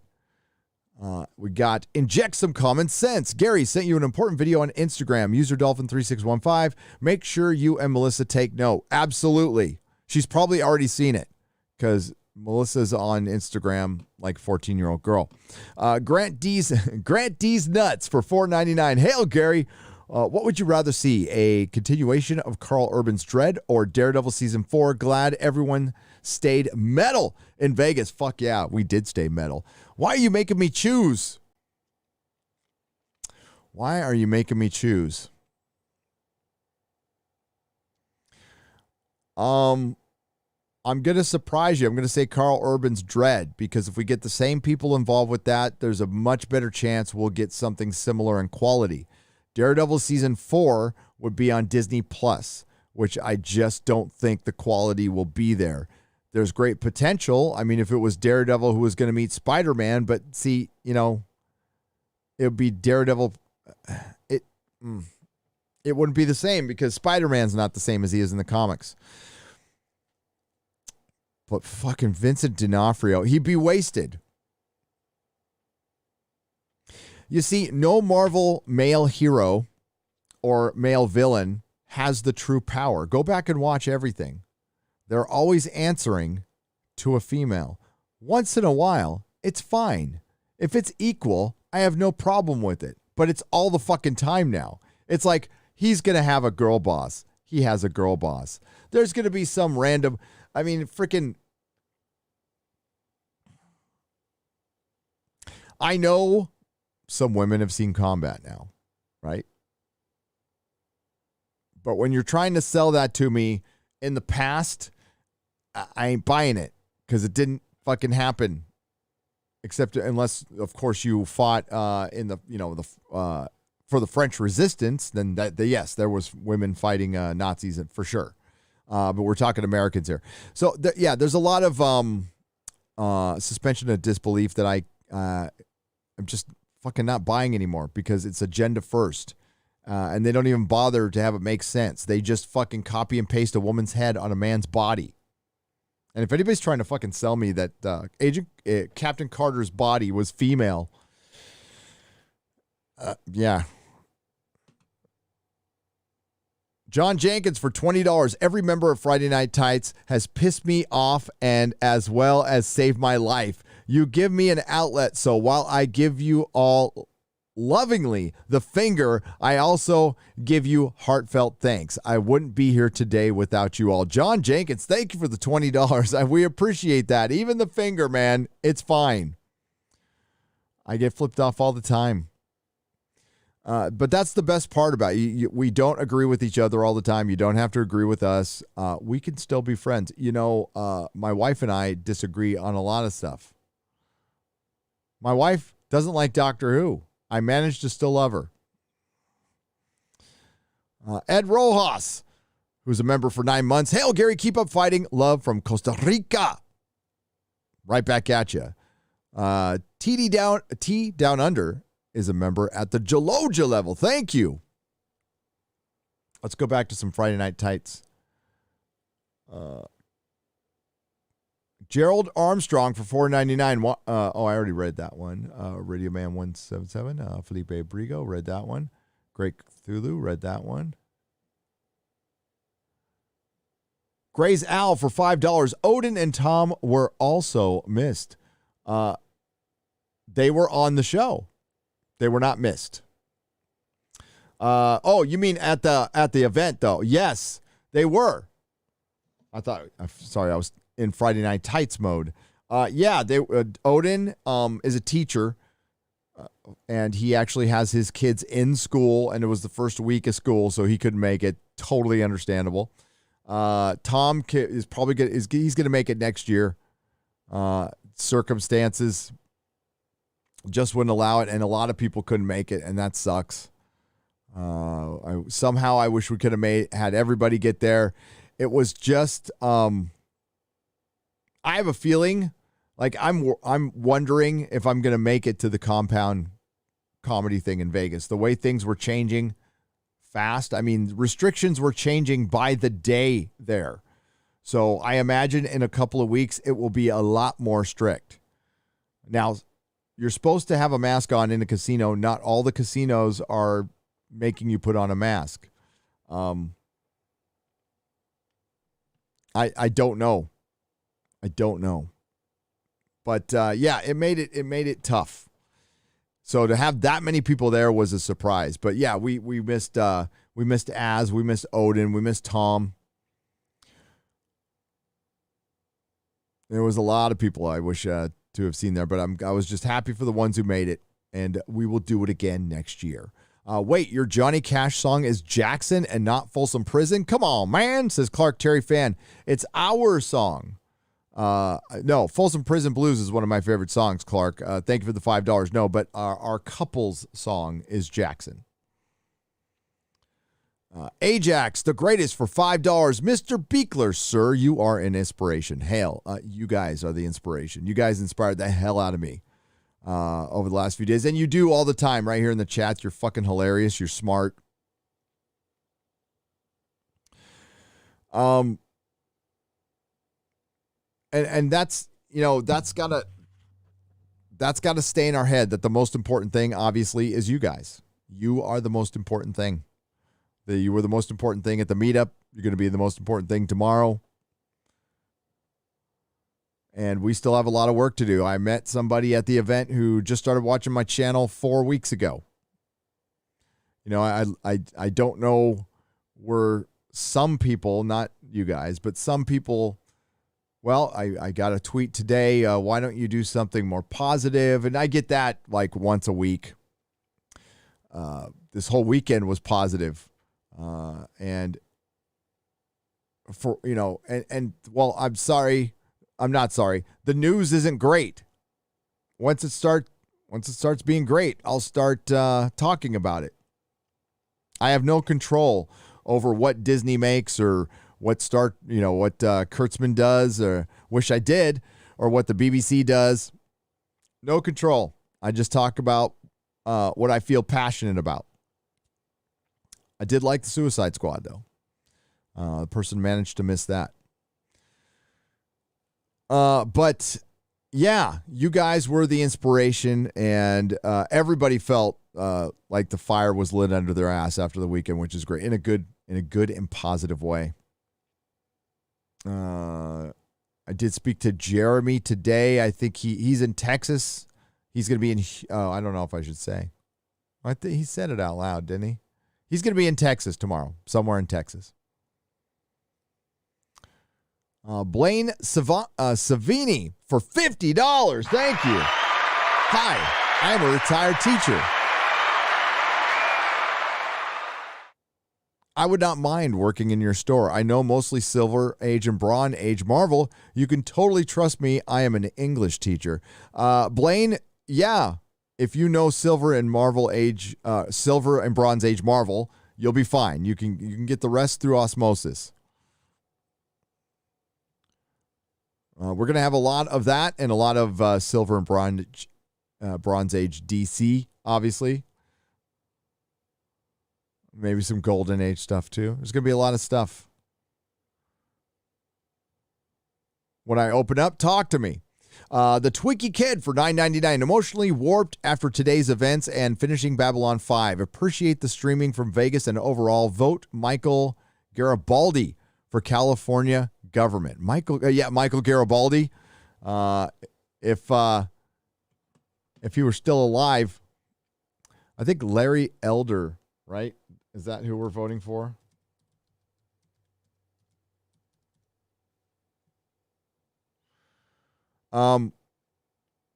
Jerry Doyle. Yeah, I was blanking on his name real quick. The guy who played Michael Garibaldi was a libertarian radio show host up until he died in 2016. So many people dead from Babylon 5. But yeah, I guess the one guy who makes sense, I mean, aside from Caitlyn Jenner, is Larry Elder, who is a radio show host and a businessman. He's never been a politician. But, man, going up against the Gavin Newsom machine, yeah, so he is putting in some new emergency measures. It was in Deadline. Here, Newsom, California health officer, issue emergency orders to prepare hospitals and ICUs for increasing Delta surge right after his recall election, I'm sure.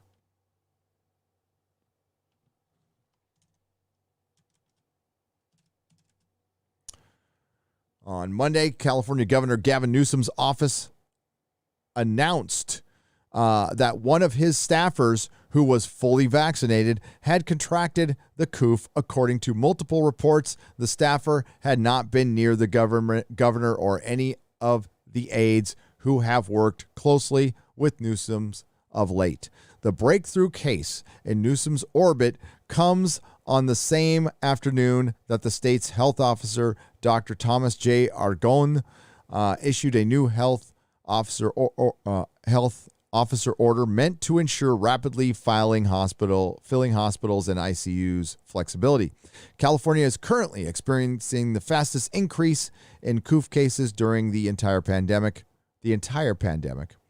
with 23.8 new cases per 100,000 people per day, with case rates increasing 11-fold within 2 months, wrote Argonne. Hospitalizations have increased over 700% in the past 2 months and are projected to continue to increase. If that wording sounds familiar, it's because Argonne issued a similar warning last week when the state was experiencing 22.7. In response to the week's rise, Argonne Order requires hospitals statewide to accept transfer patients from facilities with limited ICU capacity when clinically appropriate. The order will take effect August 18th, 2021. We are continuing to see an increase in cases and hospitalizations due to the Delta variant of COVID-19 and are taking action to ensure the state's health care delivery, blah, blah, blah. So cases, as Eric July says. Who's going to be on Friday Night Tights?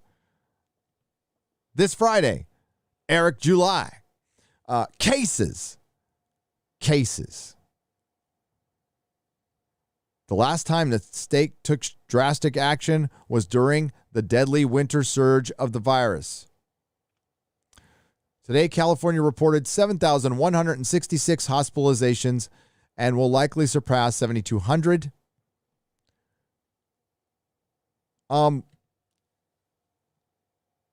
You want to know what it would look like if we counted how many people OD'd, how many people got shot, how many people died in car accidents in the state? It's got 33 million people, and those are the ones we counted. There's probably another 5 to 10 to 15 million uncounted people in the state.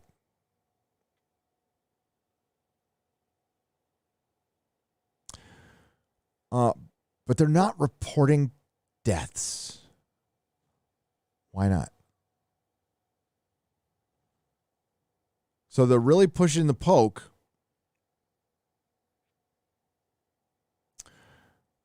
But that wasn't the... so while there's still people on Twitter going, we want our lives back, get the poke, there's breakthrough cases. Lots of them, by the way. Last year's cases began rising on or around September 14th as people began to spend more time indoors in the fall. Are you fucking kidding me? This is California. Summertime ends for us in October. While the year's record heat across much of California would argue against such a trend, it really would. I'm not a doctor, but I was in 106-degree weather today. If people were to begin gathering indoors once again about that date, well, aren't people gathering indoors when it's 106 and it's air conditioned? But where are the deaths? Where are the deaths? I'm curious. If people were to begin gathering indoors once again about that date, the state would likely start any surge from a much higher baseline. It's a situation health experts warned about last fall that a summer surge, while not overwhelming itself, could set up the region up for a much higher winter surge. You mean like we get with the fucking flu? Yeah. Last year's summer cases peaked on July 16th. Today's case numbers nearly identical, blah, blah, blah. What's more, the 2020 summer peak came on July 16th. This summer's wave of infections, should it break tomorrow, would have also peaked a month later, meaning infections would have a month less to drop before similar winter, blah, blah, blah. So when are they going to lock us down? That's all I'm wondering. The state has learned from previous surges in cases and hospitalizations that preparing early, through statewide coordination is the best course of action, and then locking everybody down. Fuck you. Hollywood will once again be exempt. They will be considered essential. We'll start hearing that word again, essential. Just remember, you're essential. Everybody's essential. They don't get to tell you you're not.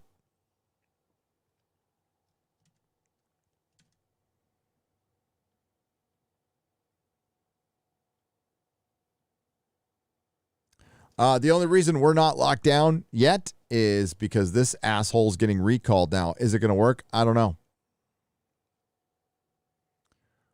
He offered to pay everybody's rent. I think he's offered to pay reparations.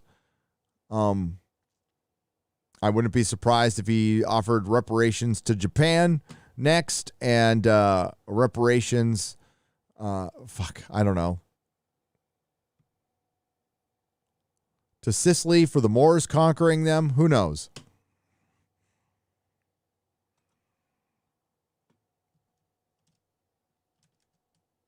Who fucking knows?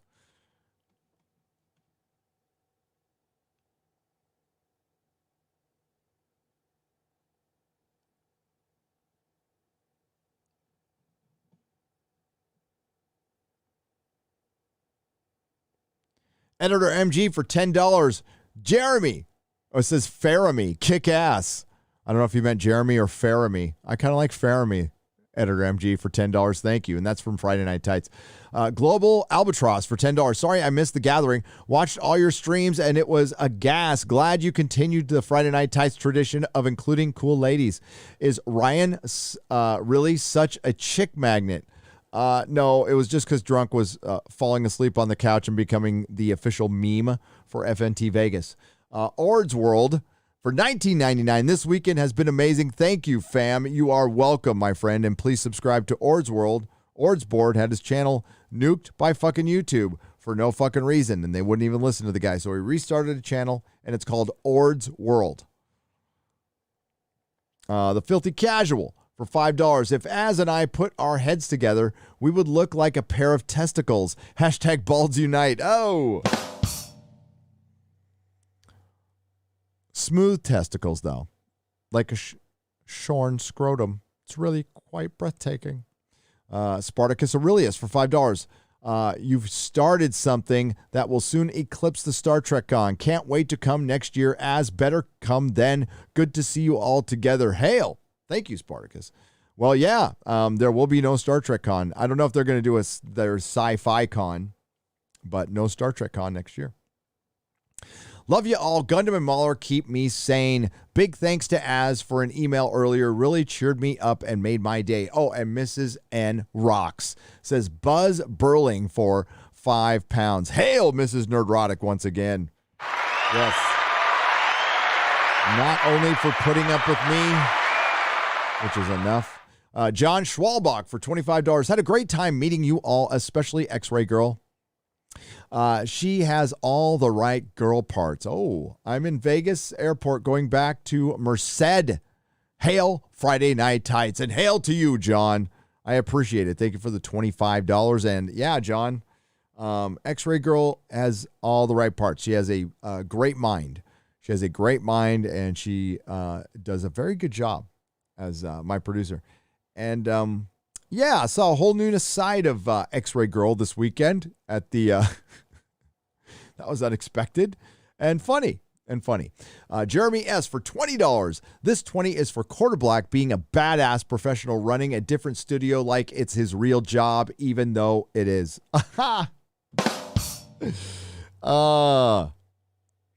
We appreciate that. Yeah, if he keeps doing that, I might have him do it like remotely. You know what I'm saying?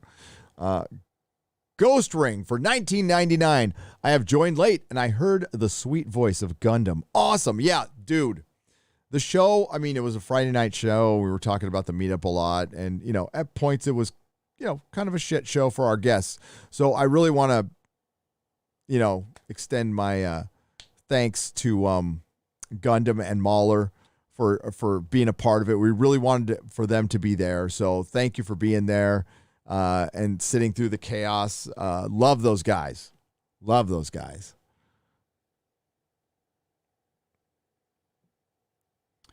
And it was nice. Mahler welcomed me back. He was like the first one to welcome me back. What a mensch that guy is. Lady and gents and Jeremy and Ryan Ish, it's great to see you all together in one place. Missed being able to join you all. Mrs. and I hit Las Vegas in July. We're both looking forward to attending the next one, says Davy Jones, consulting theologian. Thank you, David. We look forward to seeing you there.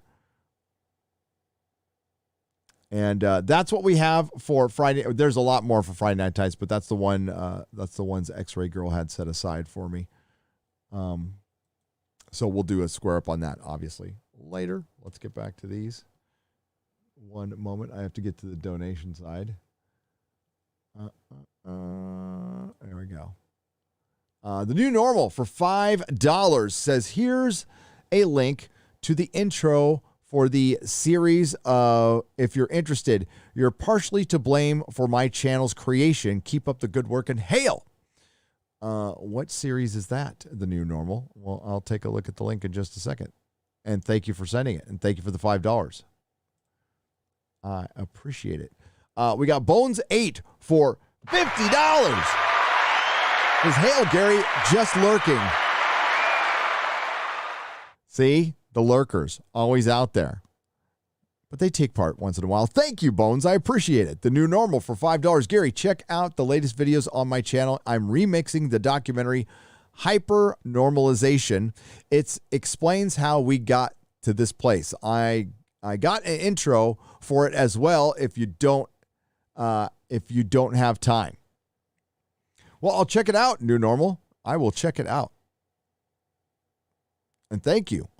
Griff Rider for $5. They say you can't use my body, my choice, for the poke because you might hurt someone else. When it used to excuse a woman's choice, it always results in death. Yeah, what are they fucking talking about? Oh, wait, are they actually using the logic of we're talking about other people? It's bigger than you. I hate to break this to anybody. My freedom is not bigger than anybody else. No, it's actually the biggest thing in my life to me. And I hope it's the biggest thing in your life to you. You know what? Don't worry about me. Worry about your freedom. I'm not going to encroach on your freedom. I'm going to respect the fact that your freedom is more important to you than it is to me. And that's fine because I have my freedom to worry about. But my freedom ain't going to fuck with your freedom.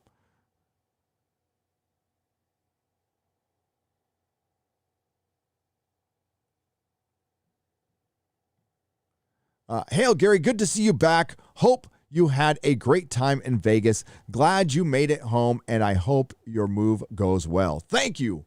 Oh, gosh. Horror Amarada. Horror Amarada. Horror Amarada. Horror. That's the best I can do is horror. But it just sounds like I'm saying whore. I don't want to call you a whore. I don't think you're a whore. I have a lot of respect for you. Long Ripa 69 for $3. Marin wine moms bang their pool boys while their husbands are working and banging their secretaries. Yep, and they're all on Twitter while they're banging their respective secretaries and pool boys, shaming people for not wearing a mask when, the pool boy's probably not wearing a condom. Dante Moses for $20.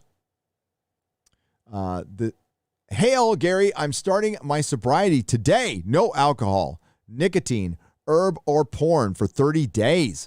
I'm hoping to completely get my stay off 3 of them. I'm a bit reluctant on putting herb down completely. Any advice on quitting? Yes, Dante, I do. If you're looking to get sober, if you want to be completely sober, I'll use my I statements here. I need to quit everything because I have a disease known as alcoholism/addiction, which does not allow me to just take one thing. So if I, is it conceivable that I could like roll a joint and smoke it and not do anything else? Absolutely. But it's much more likely once I roll that joint, my brain chemistry, which is fucked up in that department, will kick in and say, well, you've already fucked that off. You might as well do a line of Coke at this point. And then you might as well get an 8-ball of Coke. And then you might as well go back to Vegas and get 5 hookers and get more Coke. And then I'll be dead. I'll be dead because my wife will have killed me. So, that's why I quit. As far as your quitting is concerned, it sounds tripe. It sounds on the nose, but it's something you really have to think about. It's not just a fucking saying. It's a way of life, and it's one day at a time. Don't worry about 30 days. Don't worry about 28 days. Don't worry about 15 days. Worry about now. Don't pick up now. Don't worry about tomorrow. And then when you wake up tomorrow morning, if you've managed to not pick up tonight, then worry about not picking up tomorrow morning. and put 30 separate days together and then keep going. As far as I'm not going to lie to anybody. Like, herb is a drug. It's just like alcohol. Now, I'm not here to debate the benefits of herb over alcohol. They're all dangerous to an addict. Okay. I know Joe Rogan's point of view on this one, and I completely disagree with him. Everything is dangerous to an addict.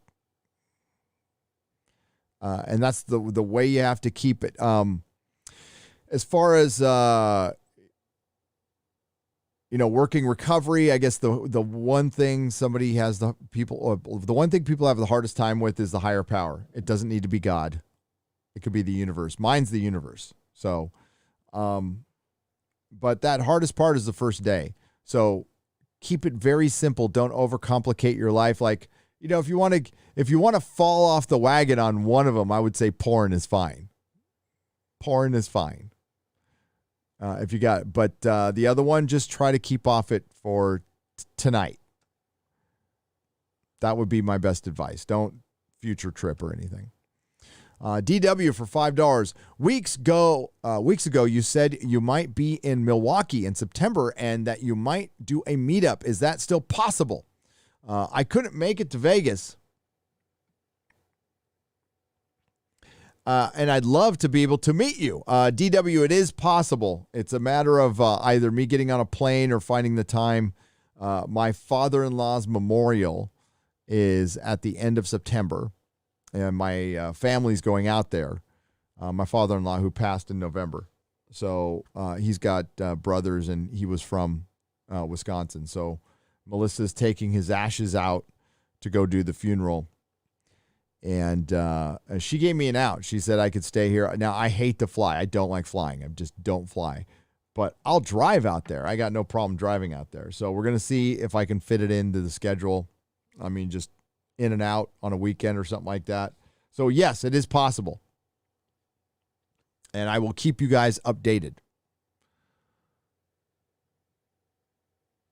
Most definitely. At least Ryan didn't get drunk.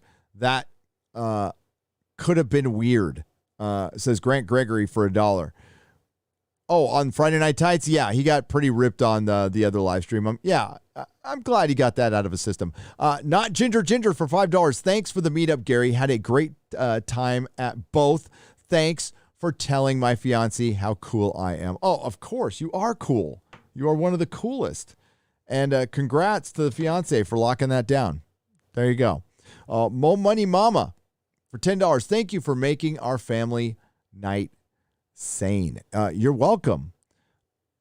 But if I'm making the world sane, well, we are in a world where Alex Jones is right. So I don't fucking know. I just know I'm still a little fried from Vegas, but I'm having fun right now.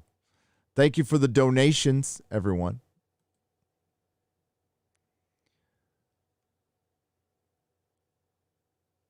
George Peter Gatiss for 5 Canadian pesos. The event was incredible. Beautiful people having a great time, taking on the bogus narratives and winning. And we are winning. And because the narratives are that bogus, let's be real. I mean, they're trying to push some stupid shit. So I'm not saying I'm a rocket scientist for pointing any of it out, or any of us are. Unless you're an actual rocket scientist, but I'm fucking not, so. But damn, the stuff we're up against is dumb. I mean, what did we hear? Oh, what did I hear recently that was lame? It's like every day you hear something dumber. Robin, Tim Drake being gay. If I would have made a video on that, if it wasn't for the meetup, we'll talk about it more on a Real BBC tomorrow in a few hours. But that's going too far. That's Luke drinking titty milk. That's the timeless children. That's taking your property and pushing it way too far. You fuck with Batman, DC, you're done. You're done. Batman is your identity. You know, they're trying to produce all of these things with all of these characters, and I've said this before, but Marvel and DC, each respectively, are their entire existence is thanks to 3 or 4 characters. And let's be real, it's Spider-Man with Marvel and Batman with DC, and then after Spider-Man, it's X-Men, and then it's Iron Man and Cap. It didn't used to be that way. And with DC, it's Superman, it's Wonder Woman, then you go into Daredevil. But it's like, at the most, it's 3 or 4 characters carry the most of it. You know, Wolverine. Yeah, they got 5,000 characters, but the top 1% make all the money. Keep the company going. You fuck with one of those 1%ers, 2%ers, whatever they are, 5%ers, you're getting into dangerous territory. Making Tim Drake gay, you lost so many more fans than you gained with that decision. You got a great headline for people who are never going to buy your fucking books. It will be read on PBS, and as that Marin wine mom is on her way back to go fuck the pool boy and shame people on Twitter, she's listening to NBR and, oh, they made Robin gay, and she thinks it's Dick Grayson, by the way. She doesn't know Tim Drake from fucking Dick Grayson. So she's going to tell our friends that Robin is gay, so everybody's going to think Robin is now gay, which was a joke for a long time, and I don't know why you would make the character who was considered a joke gay. Do you actually think that's going to bring in new readers? Is that what that was for? I would love to see some data to back that up, DC. Show me some data. This is Robin. This is a pretty big character. This is Tim Drake, a very popular Robin. Why don't you break out some data and show us that making him gay is going to bring in new readers?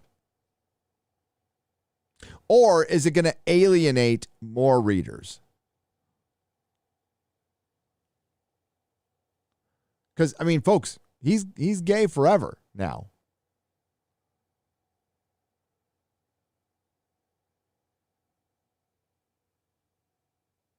Yeah. Brooke. My Marin wine mom's name is Brooke. She gets a balayage every 2 weeks at her local salon. She's fucking as gray as this part of my beard.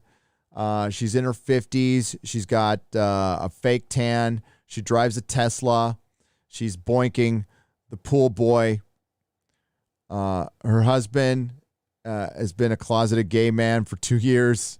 And, and he's embezzling money. I don't know. I've got a whole thing going on. This is like the Marin power couple. And they're all friends with Gavin Newsom. Hail, Gary, you made it home. I did, Joseph Benowitz, and I think I read that one.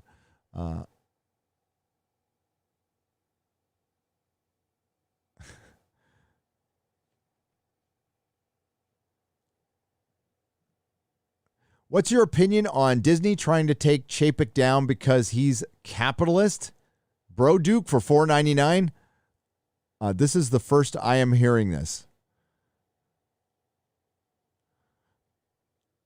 Why would Disney want to take down their CEO? If they wanted to take him down, they could just take him down. The board could vote him out. I haven't heard that. Where does that come from? Can somebody tell me where that comes from? If people are trying to paint Chapek as like some kind of good guy, Chapek's a douche. He's a douche, just like all the other fucking douches. There's not some rebel CEO in Disney trying to make things right. The guy's a fucking cheap ass penny pincher. You're going to see, like, you've already seen Disney's quality go down. And it's no coincidence it's under his regime. Now, hey, if he's a capitalist, great. So am I.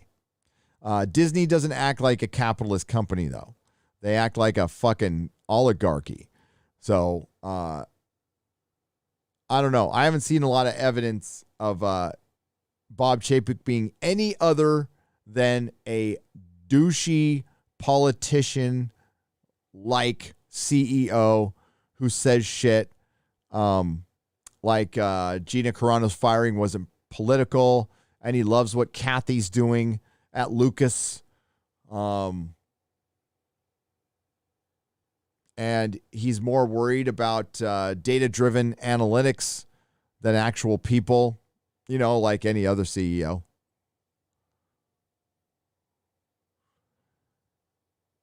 Disney's a shit fucking company. I have not seen any evidence of them turning anything around. I mean, look at fucking Shang-Chi. Hey, by the way, be ready to be taken by storm on September 3rd, because we're going to get Marvel's Katie. Marvel's fucking Katie is going to take the world by storm. She's going to kick Thanos in the balls. She's going to do fucking one-armed push-ups with fucking Captain Carter.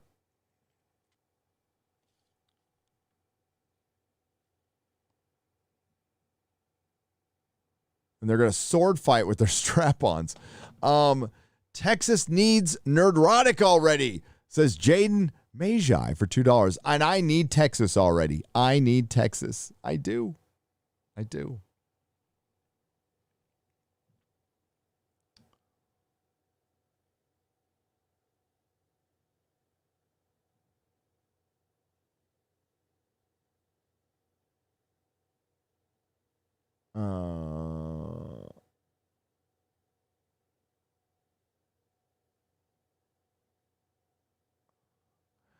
Ashcore Firestarter for $5. I sent you those pictures from the con. Would be honored if you could share them. Hail chat. I will.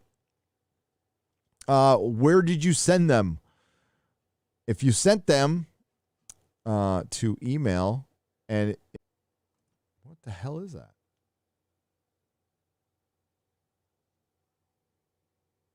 Second time I heard that. Some weird noise from outside.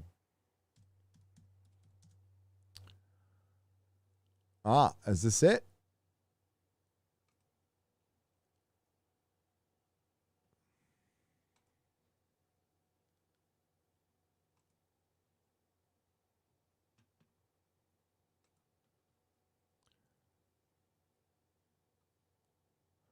Is this, yeah. Ashcore, email me more details. I don't know if it was from, is that, oh, you sent them from the con. Oh, of Shatner.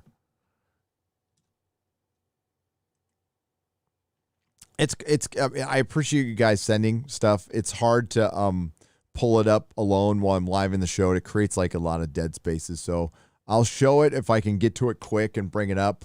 But for the sake of the show, sometimes I got to just kind of keep rolling. So don't take it personal. It's just, to keep from the long pauses and me looking, perplexed at my computer. So we got the con. I'm pre-visualizing here before I pull it up. Yeah, it's a pretty big difference. Is this before Shatner shows up?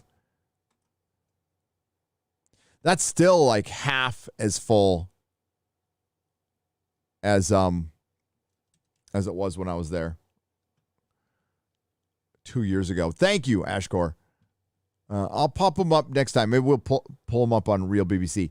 Darius Munchhausen, thank you for the $1.49. I appreciate it. Bro Duke for $4.99. What's your opinion on Disney trying to take Chapek down because... Oh, I read that one. Damn it. Couldn't make it. Okay. Couldn't make it, but did it... couldn't make it, but you did great for the fans. Tell Jeremy that Michigan is greater than Alabama. I agree with that. And thanks for all you have done. I'll dream of the fun you'll bring. Yeah. Oh, is that? I thought that was a Braves hat that Jeremy was wearing. Is that an Alabama hat? He stopped wearing his Star Wars hat. I think the internet weeps.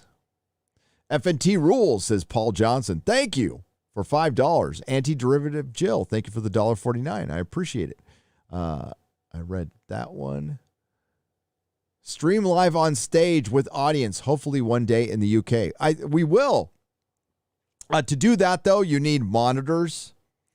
And it really, I think what we'll do is we'll do a show for people live while they're there. Now, we could video the thing, but here's the deal.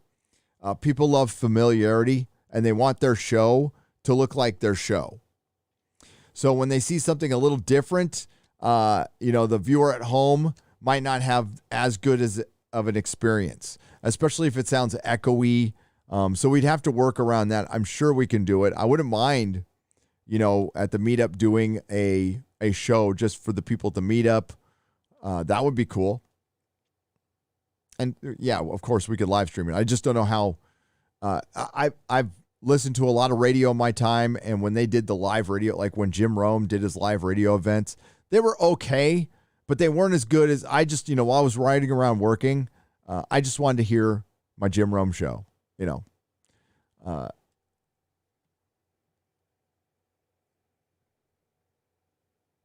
Daily Dose for $2 says, loved meeting you in Vegas. That was great. Thanks, Gary. It was a pleasure meeting you.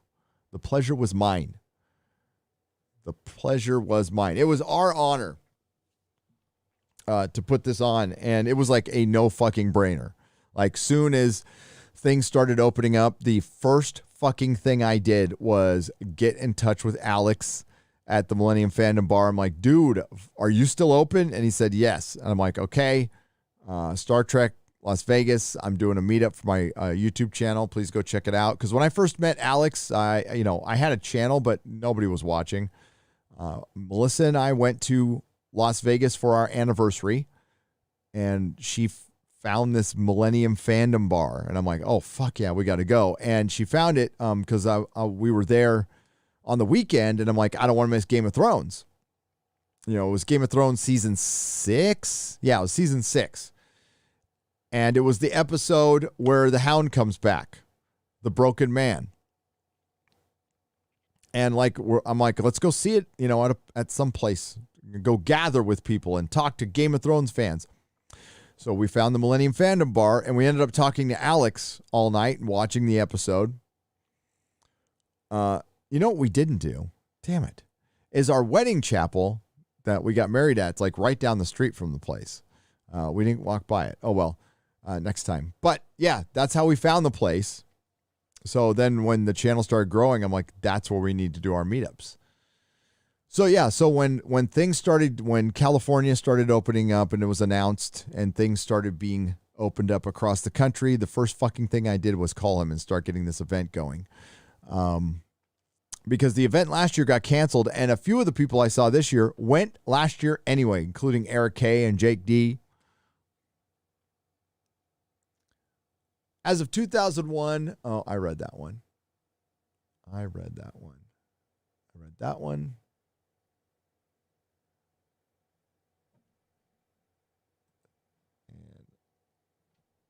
here we go.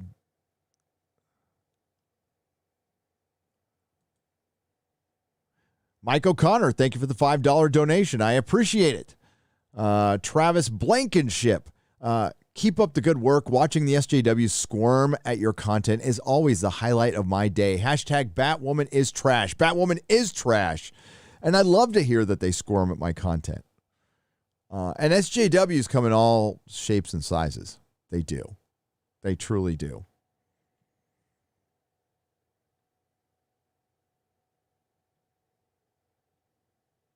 What's an SJW?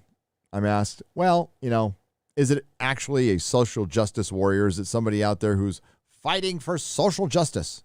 Or is it just an ungrateful little whelp? It's an ungrateful little whelp, feckless cunt. That's usually what it is, what they are. They are, there's enough of them out there in power, in creativity right now, which sucks. They are not the audience you are looking for, Hollywood. But they are going to fucking try.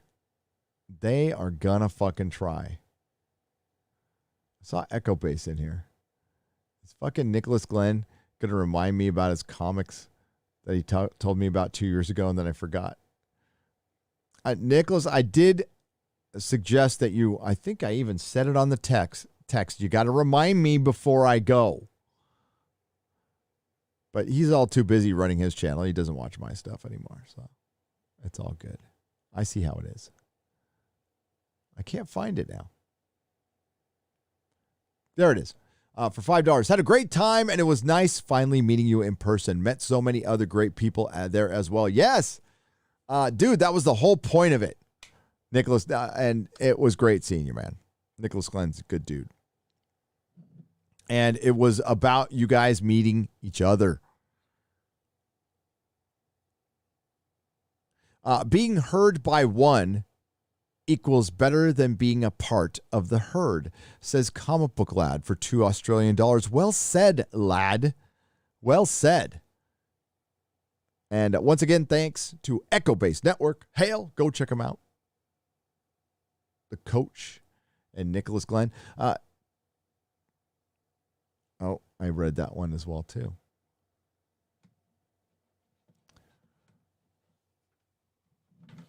Try this. I got too much stuff on my... Christy Kane, I just want to say I enjoy the channel, and Friday night live streaming is awesome. Thank you.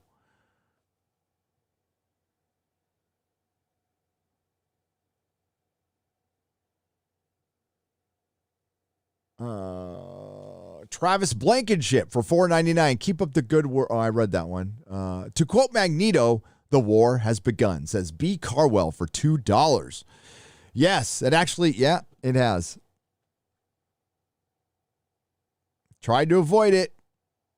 I mean, you know, Star Trek, for instance. I mean, they signed Alex Kurtzman. There's nothing we can do. It's going to be trash.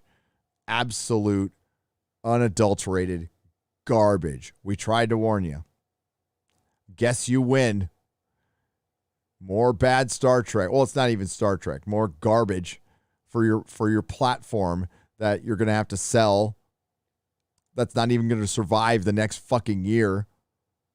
Like, does anybody listen?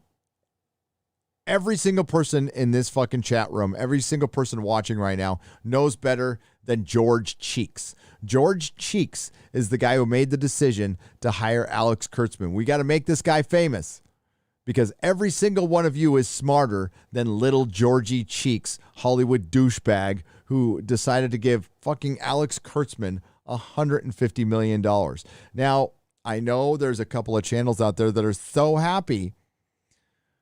And maybe just once those channels should not worry about me and worry, like, actually ask themselves, like, why isn't my channel growing? Why isn't my channel growing? Well, it's because you only cover one show and it sucks.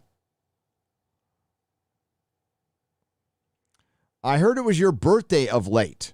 Buy yourself something nice, says D for 100 Australian dollars. Thank you.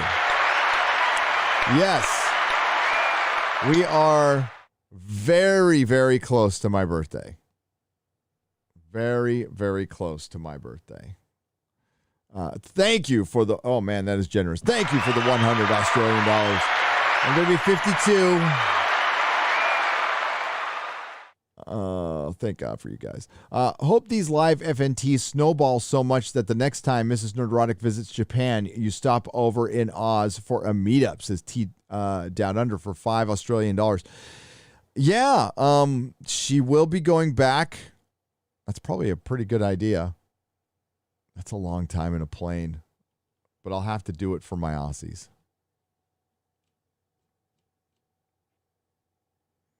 Caitlin Gender 2021 says, dude, get some sleep. You'll miss the real BBC. I'm going to go for 10 more minutes. I am getting a little tired, but I don't want to leave any behind today. RRTNZ, and thank you for the $5. Caitlin Gender 2021. RRTNZ for $5 New Zealand dollars. God bless you for your honesty regarding your sobriety. Cheers from New Zealand. Same age as you. Same taste in films and comics. 80s comics rule. Peace. 80s comics rule. Yeah, I couldn't make it to my freaking P.O. box today. I had something I wanted to bag and board for the show tomorrow. And my P.O. box does, well, unless they open at 9. Let me check. That would be awesome if they opened at 9. Because then I could make it.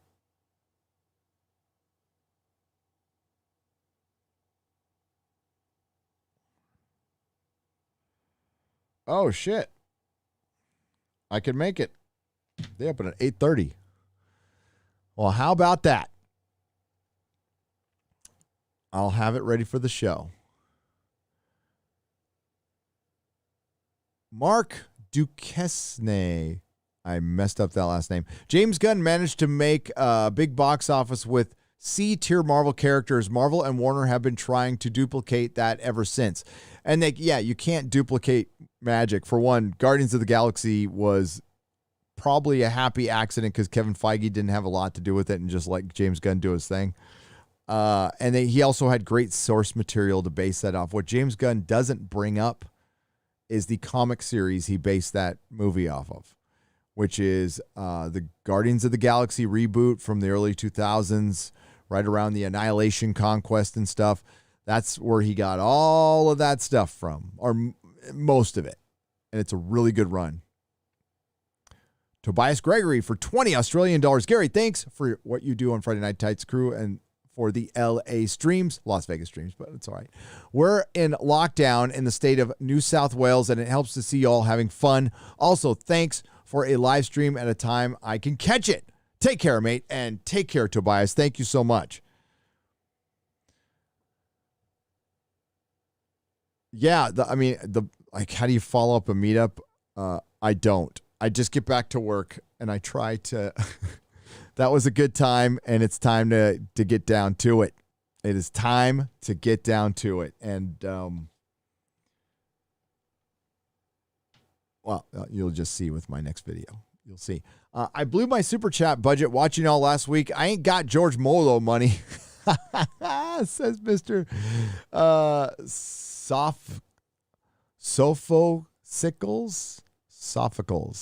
Sophocles.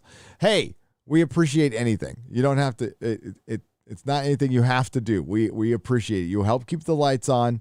We are grateful. Do not put yourself out, please. Joshua Trammell for $49.99. Thank you for the very generous super chat. Nothing to say. Didn't say anything. Best time is now for $9.99. Hi, Gary. Did you see Bartolo's studio inspire... Did seeing Bartolo's studio inspire any ideas for the future of my own studio? Yes. I have something in my head already, but I certainly, it was, what I have in mind is similar. Okay. It's going to be in a room. It will be 360. There will be multiple cameras, but Friday Night Tights, the one thing that's going to stay for now is everybody being on the screen at once. I think it's very important that everybody's on the screen at once because I think it's hilarious seeing like people's the reactions to what other people say instead of jumping back to it, seeing it in real time. So I think the whole Brady Bunch setup is going to stay because I like it. But as far as like when I do nooners and, it's going to evolve into occasionally interviewing. Being a podcast. Yes, it's going to be something. We'll just say it'll look kind of like this, except you'll be able to see the whole room. I thought Odin, Tom, and Az weren't allowed to come to Las Vegas because they don't have hair. Says Grant for $5. Nobody was supposed to find that out. Somebody's talking. Hi, Gary. I read that one. The event was incredible. Hail from a fellow idiot in Denver, Colorado. My mind is numb from everything going on in this country. I just wish for actual truth. Any advice? Captain MKG for $5. I think when it comes to news, I think you guys are really smart and you could sniff out bullshit. You got to work a little harder to find the truth. It's still out there. But as far as wanting truth, we need to start demanding it. Like we have let the Dog and Pony show go on way too fucking long. like when the press secretary was asked 3 fucking times, why are you making people wear masks if they've been vaccinated? Because she didn't want to come out and say being vaccinated doesn't fucking work. She just doesn't want to say it. We're eventually going to hear that. We all know it. We're seeing breakthrough cases. It might tamper down your symptoms. I don't know. I'm not a doctor. It might keep you from being in the hospital longer or being there at all. This is what I believe for myself, not being a doctor. I believe for myself that being as healthy as possible will keep me from the hospital in most situations. Meaning eating as well as I can. I'm not a saint. I'm not a saint in fucking anything. But, I feel 52 sometimes, right? So you feel what you eat sometimes. When you're a kid, you can fucking eat anything and you don't feel it. You guys know what I'm talking about. People my age, you can feel what you eat, right? And sometimes you're like, I'm willing to put up with that tonight. And sometimes you're not, So as far as getting fucking truth, I don't know. I think the truth of the here's some truth. And thanks for, listen, I'm as frustrated as you. I am. I'm tired of putting up with, like, they knowingly lie to us and the media goes along with it. Like, we're going to go along with this thing that we know is a fucking lie. And everybody knows it's a lie, but if we don't admit it, then it wasn't a lie, because all of a sudden perception becomes reality. No, fucking no. We got to stop accepting that. Closing the gyms, in my opinion, killed people. You want to talk about, like, killing people? Closing the gyms kill people, in my opinion.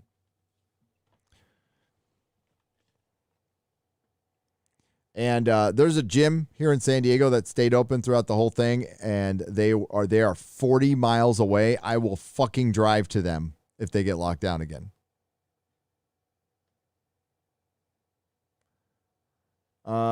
Best of luck to you, Captain. The truth is out there. There are some people speaking. Az speaks the truth. Jeremy speaks the truth.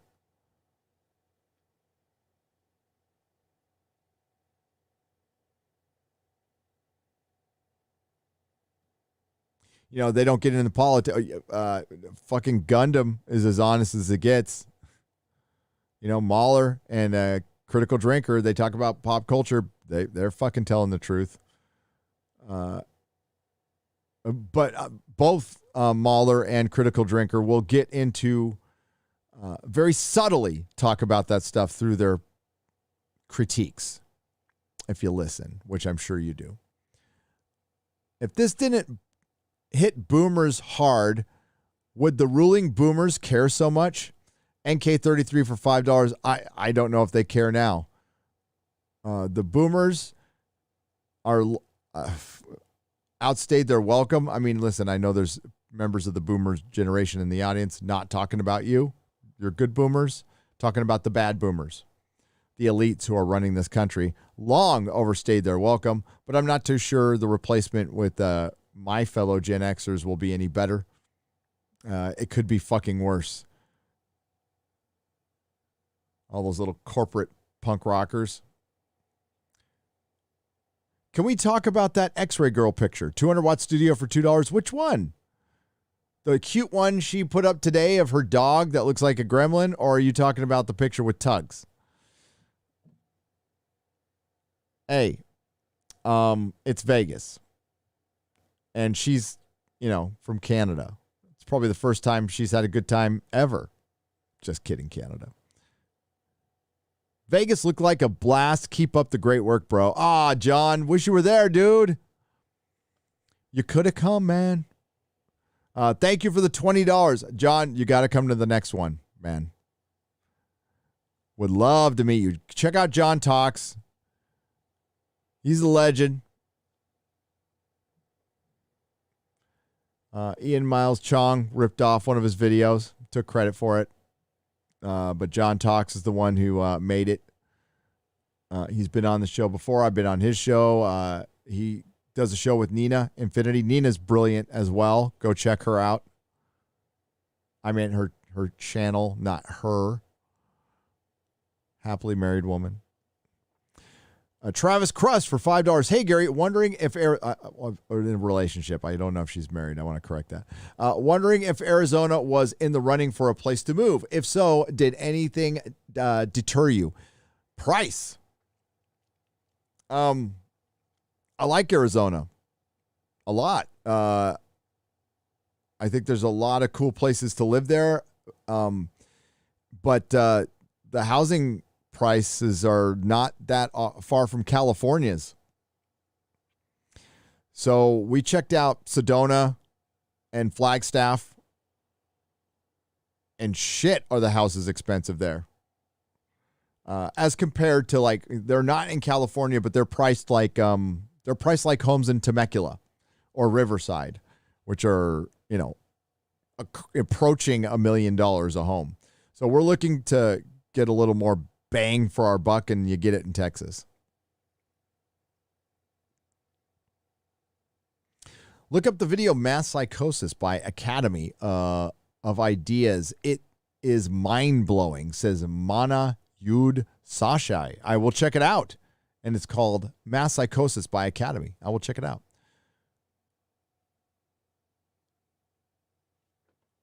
That's cool. We had John Talks here. Okay, I've got to call it. Wait, let me get a couple more. Vaughn Max. Hail all.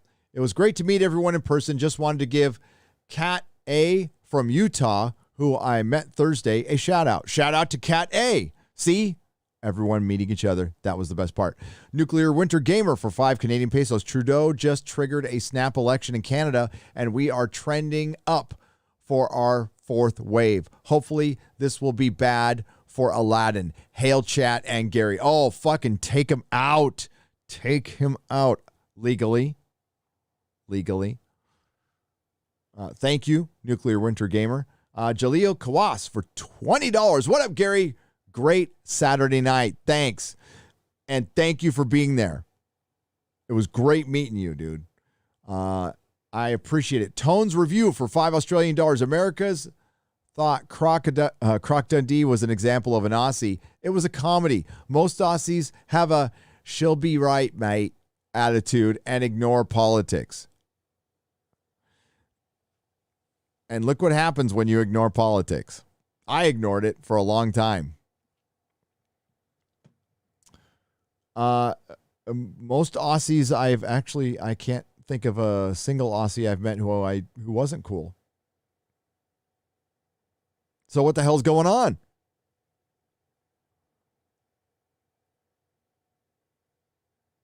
Star Trekker 58 for $5 Australian dollars. Hail, Gary. Az was playing Subnautica online and then has the nerve to say 6-scale Daleks now out. I was done with Doctor Who. Naughty Az. Yeah, Star Trekker 58. You can buy him secondhand. That's what I do. Buy him secondhand. Yes, they are doing a 3-pack of 1 6-scale Daleks. Here's the deal, though. It's Big Chief, so you're going to see him in about 3 years. So you got plenty of time.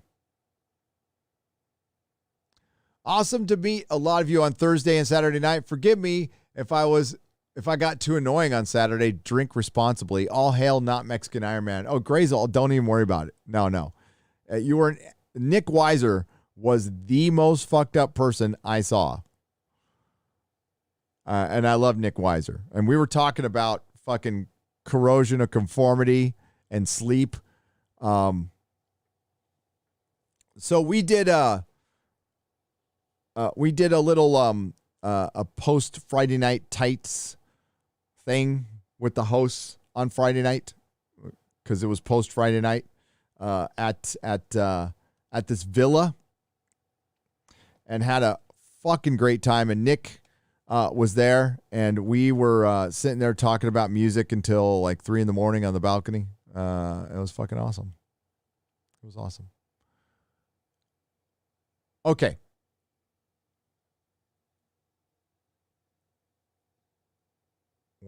COVID Manzanar? That's crazy, says Kate C for $5. It is crazy. What's crazy is this world. Aurora Uplinks, thank you for the $1 donation. I appreciate it. I'm just going to check the donation side one more time.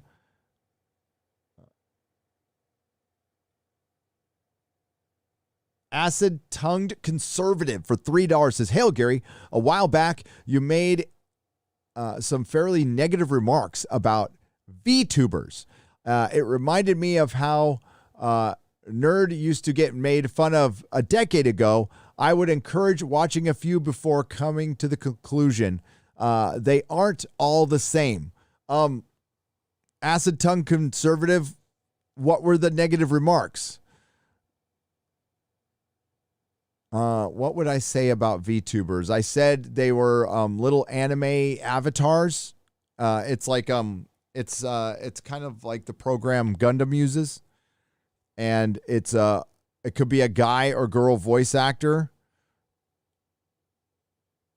And they get like fucking mad super chats, and the ones that I saw, I'll just say I wouldn't watch them. I wouldn't watch them. And the reason I don't watch them is that is just not for me. I mean, I'm not going to judge anybody here. I'll pull up a VTuber. Let's pull up a VTuber. I need to know what I said.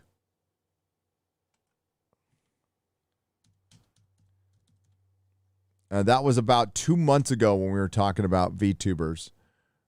A VTuber marker on stream, virtual YouTuber, Wikipedia, how to make your own VTuber.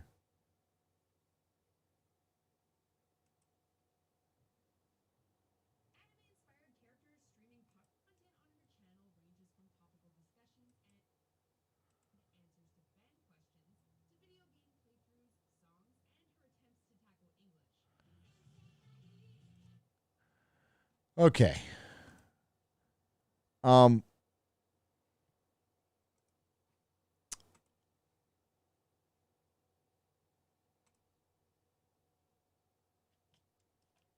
why is it blacked out? Oh, well, what's going on with my graph? Okay, I got it. Oh, there, that should be fine.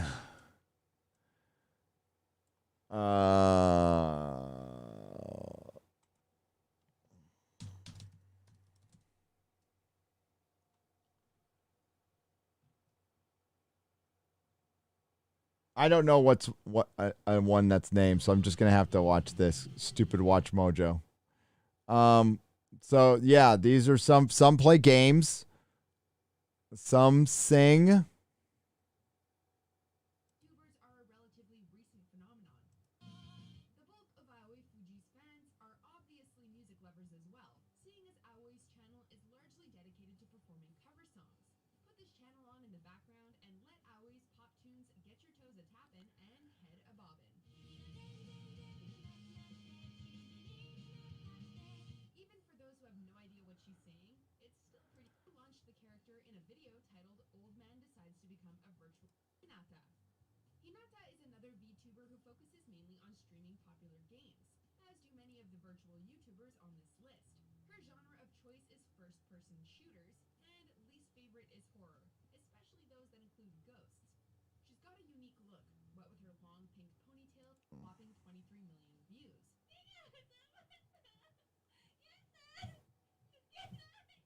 But even more impressively, since October of 2000 and Battlefield 5, her pale hair, playful attitude, and infectious high-pitched laugh have earned her the appropriate nickname White Dolphin. Number 3, Mirai Akari. After just a single year on YouTube, Mirai Akari had amassed over 350,000 subscribers and a whopping 23 million views.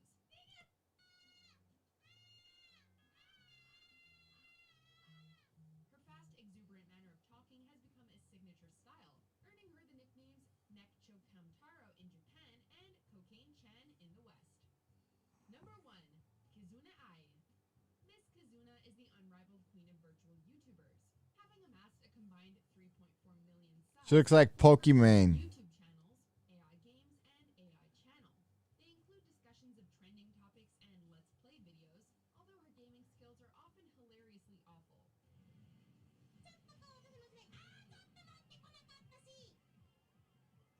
Okay, so like people are into that stuff. I try not to judge too many people on what they like. That's fine. It looks pretty inoffensive. But as far as it's not anything I would ever watch ever. Ever. Yeah. I got that. There's like certain it's why I don't like certain anime. There's certain anime I won't watch. I won't watch. And some I will. But yeah, it's not anything I concern myself with. I think it's harmless. If somebody makes their money off of VTubing, bless them. That's what I said. Acid-tongued conservative. I said, if you can make that and you are getting money off it, and fucking that just shows that well, we're in a comfortable world. If somebody can create a character and play games horribly, I mean, I could play games horribly as much as the next VTuber.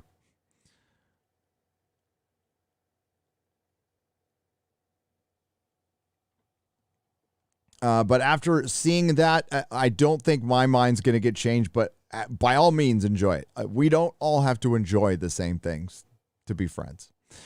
Dante Allen Moses for $10. Thanks. My girlfriend said, except for she and I, she is reversed. She's better with me doing herb over all the others. Also, I'm working on a script for my Doctor Who inspired show based on the SCP Foundation. If you never heard of it, looking up SCP Dr. Bright. Okay, I'll look it up, Dante. Hey, do what you need to do, man. I'm not here to tell anybody how to get sober or stay sober. I can suggest things, but you need to do what's good for you at the right time. And that is going to wrap it up, folks. I can't believe we're ending on VTubers. It's unbelievable. Like, that one has 523,000. Oh, that's just the Watch Mojo thing. Fuck Watch Mojo. Yeah. Not much in this world surprises me.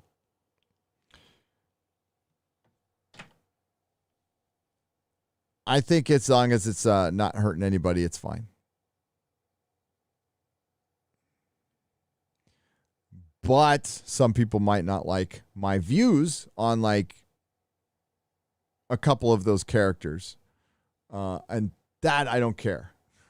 I don't care. I think they look a little young. Not into that. So very James Gunnish. So that part, I mean, the older looking ones is fine. And if it's for comedy or if it's for gaming, but if anything gets like kind of sexual, it's like, getting kind of weird there. Not weird. That's not the correct term. Pedo. That's the right term. That's what I was looking for. It's at the tip of my tongue. All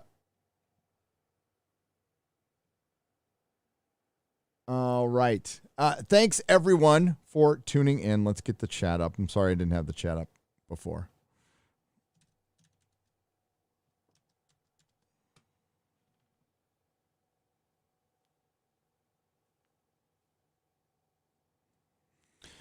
Yeah, if it's a gaming VTuber, I was in the chat. Like that's fine. I don't, but like I just not really into the whole like looking like a 6-year-old girl with fucking tits. Nah.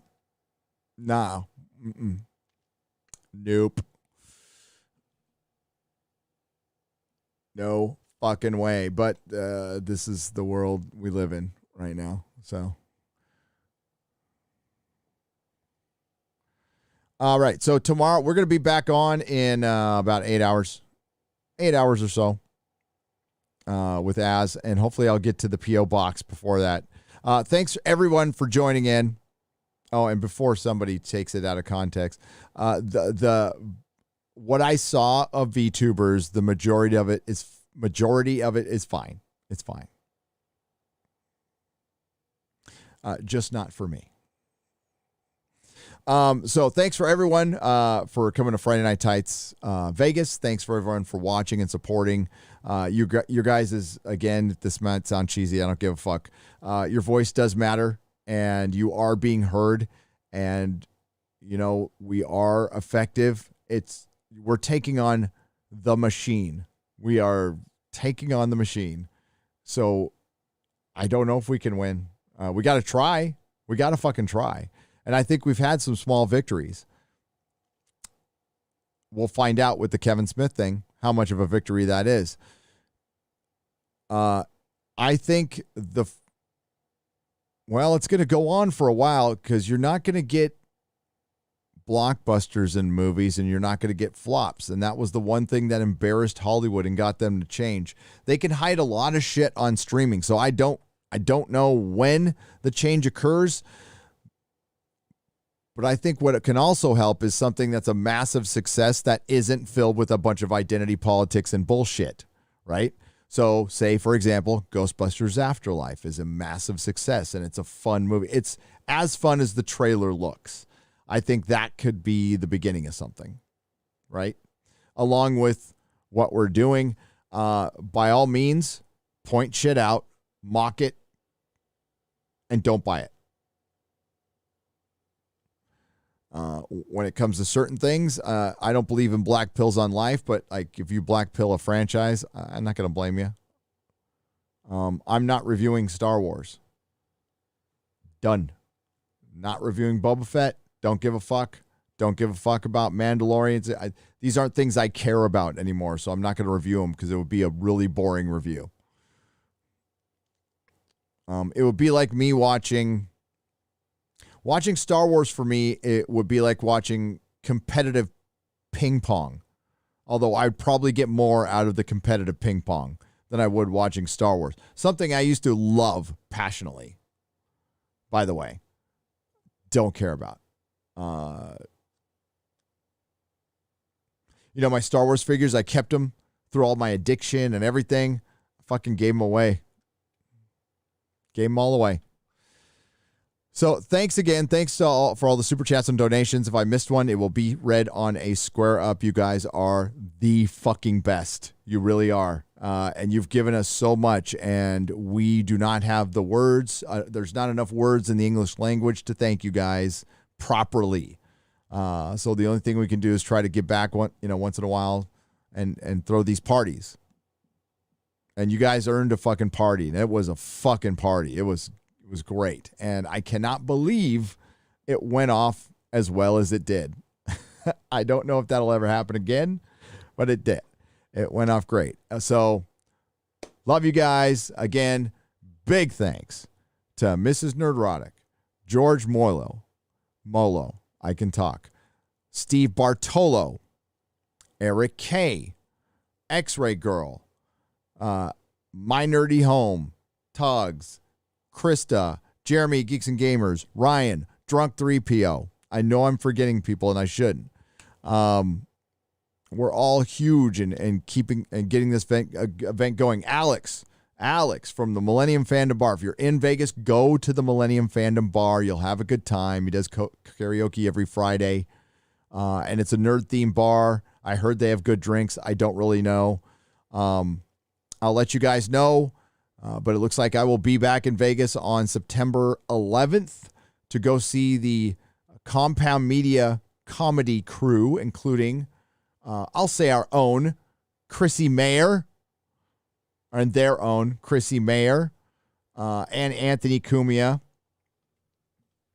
And that will probably be a very good time.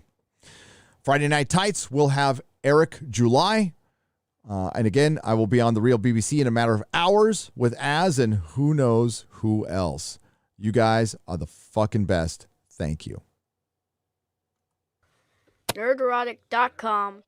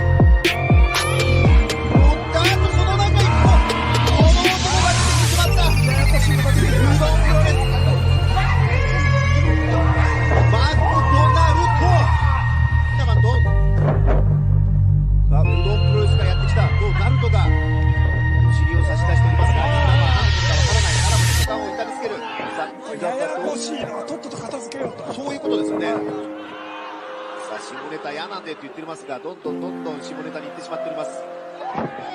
大阪では左やばい。駅面式状態。そしてそこからバックシェイクボムからフォールいく。スリーカウント。